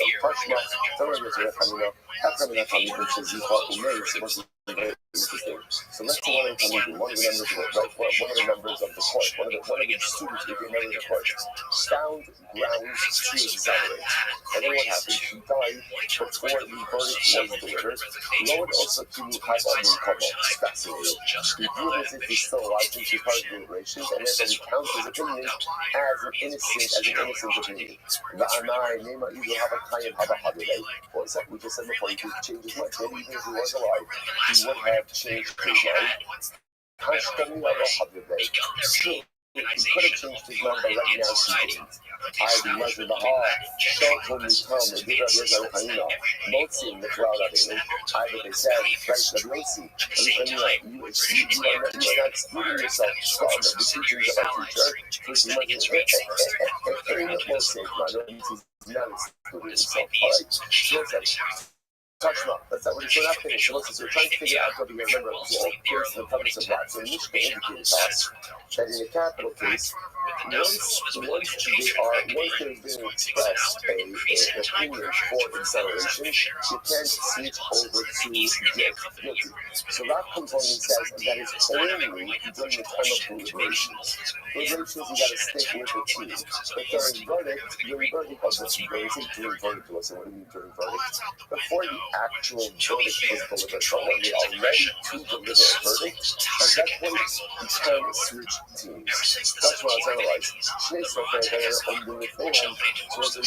As the court was recording their opinions, there were two scribes here again. Why two scribes? I found even remember that from the next one. One on the right, one on the left. Because the scribes will record again the words of the judges who wanted to find guilty and the words of the judges who wanted to exonerate. So let's analyze this. Please tell me on the title. So I understand why I have to record the words of the one who want to find innocent. Right, I understand. So let's listen to this because again, you want to record the opinions of the ones who want to implicate the because the truth is tomorrow, and you're going to review their decision and you have to be able to see a reason to exonerate. But why do you have to record the opinion of the ones who want to find innocent? All we need is what? Is a quick tally. I need to record the last because again, it's like, why? You might say, my timer, life should be covered time after the Republic. It's not because that even if they find a reason to implicate, will point to their recorded opinion and not allow them to reverse their opinion in favor of the decision. What do you see here? That halacha says once members of the nation find reasons to exonerate, they cannot change their opinion. To which they went below, to be sure Yomu, now you can actually the cross. Okay, so let's now begin to see something else.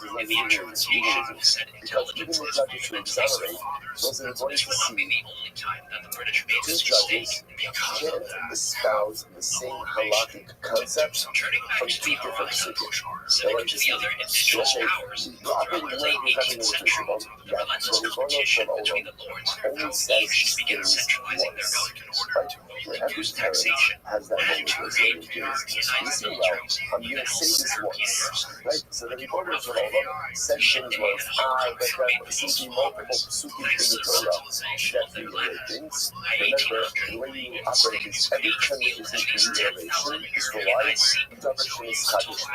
There's always some reiteration. And because of that, if you have two dayanim who go ahead and bring out the same exact halachic concept from two different sources, there's a problem.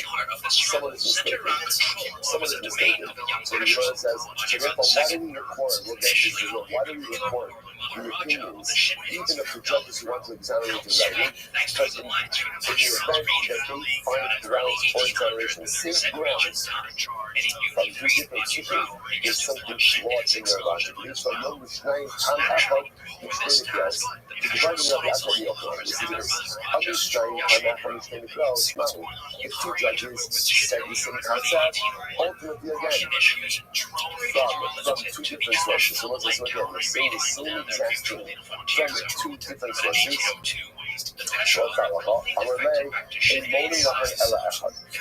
Ultimately again, we only count them as one opinion. If you look at that, just a moment, it's 3 lines up before the lines get right. In one of the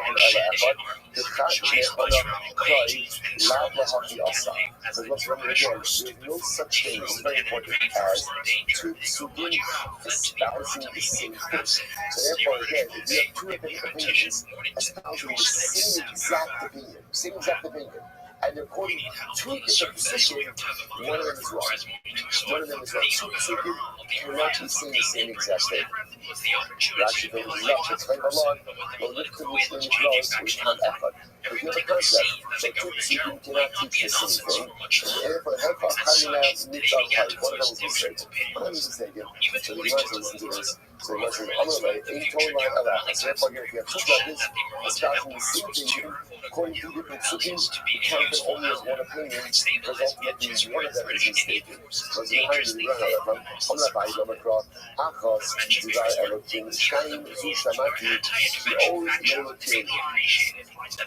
Mordechai quotes the pasuk from Tehillim. After Divar Elokim, Shaim Shamati, it's interesting, right? Shaim Shamati. One thing I thought the Baruch said, I heard, but two different things I heard, he always Elokim focused together. So what does this mean? Listen to this. Mikra Apple looks like Hamasai. One pasuk can be interpreted multiple ways. Because it's right, in other words, just to be clear, obviously, all Gemara is based on multiple different interpretations of the same passage. And so one passage can be interpreted different ways. The aim coming from, but you can't have the same concept coming from multiple psukim. It's a Torah is like a hammer that strikes against the stone. Not package, it's also just like when you hit a stone against a hammer against the stone, it's going to shatter into multiple pieces. So too, one pasuk can be interpreted in multiple ways. But again, it's multiple ways. If you tell me what to do, if you tell me how to close, even the example of one pasuk, or excuse me, of two psukim being interpreted in the same exact way. Here's a good example of this. Mizbeach, Mekadosh, Asaroi. We have a concept that the Mizbeach ultimately sanctifies anything that is fit to come on the Mizbeach. Never say, well, we're going to see what that means is, if you accidentally put something that is possible, like on the Mizbeach, you're going to take it down. Right? The Mizbeach essentially is Mekadosh. There's no such thing we're going to see as, again, even that you're not going to put on like a hustle, like a non-kosher animal, but again, anything that's technically speaking could have gone in there, but had some disqualification associated with it, or shouldn't have been put there. But it was put there, doesn't come down. So with the Yeshua, America already, you shouldn't, and all over the Yeshua says, anything that is fit for the fires, right, so let's say was disqualified for some reason, but if you end up putting it on his back, you don't take it down. In other words, they're not Ola al-Mukdah. Ola al-Mukdah. Not Ola Shiva-Yushin, just like an Ola stitch for the fires, the sacrificial fires, but also located. And even if the Ola for some reason wants to stop Right, all the stuff like if once you put it on the back, you do not take it out. Culturally, you should in other layers, don't do anything else that is fit for the sacrificial fire. But for some reason, once disqualified, you don't take it down. The real says, for life of this back, anything fixed on his back, it's Allah, ultimately, again, it is up out of his back, it does not come down. Shne'emar, Ya'ola al-Muklah al-Mizbeach. Ma'ola shi'lu got in his back, and also the Terry, Afkol shi'lay in his back, and other lawyers. Fight to the Ayavadayu, my kamikaze. Don't say, what are you talking about? What's the upper on his back? That's not supposed to come down. So what we're talking about here, and discussing halacha, that if you roll ahead and you put something that is puzzle on your back, which should not have been put there, once you put it there, don't take it down. Don't take it down. So the Gemara says, Mar Ma'aseh L'Kodah, Mar Ma'aseh L'Mizbeach. What's interesting enough, halacha l'maisa, they're both espousing the same idea. But two different psukim. Was the eye b'ha'asam and niflat tubi. The Tani Sheva in the Yisrael, the real Yeshua, Allah Hadam b'ha'asam. But it's not true. They're not saying the same thing. The Gemara says there's a distinction. What's the distinction? Blood and wine. Blood and wine like this. So the real Rabbi Yezu, the real says eating blood. That was the one who's placed there. Wine like this, the place was not taken down. So the Shomri, I'm sure it's a big that's the same thing. I'm not how about these things. So it's a little close to that. Try to find an example of this concept. I think one of the use was this brand new concept which we never knew before, which is that if you have two things espousing the same concept, but when you have them together, which was by the way also tremendous research. That right, not everyone's right. Not everyone's right. You know, kind of like we live a little bit like it's such a society with this idea that everyone is entitled to an opinion and everyone is right. Now, everyone is entitled to an opinion, of course. But again, not everyone is right. And this is incredibly important to say. Because if everyone is right, then there's no honest. Some people have to right, some people have to be wrong, or you can do this. So where does that concept come from? It comes from God. So it's like you can't be that the term saying the same thing with two different contexts. We're trying to put down the illustration of this. So the word says like this, Ella Amra Papa, last time, he sang the mission video, he says, you talk shit out, I will say, I'm a days. I'm waiting for upgrades, and I'm talking this tomorrow. Yeah, tomorrow. Alright, so it says like this. Tomorrow is something goes. I'm not about to be saying that, but you know, talk shit out, I'm calling it, yeah,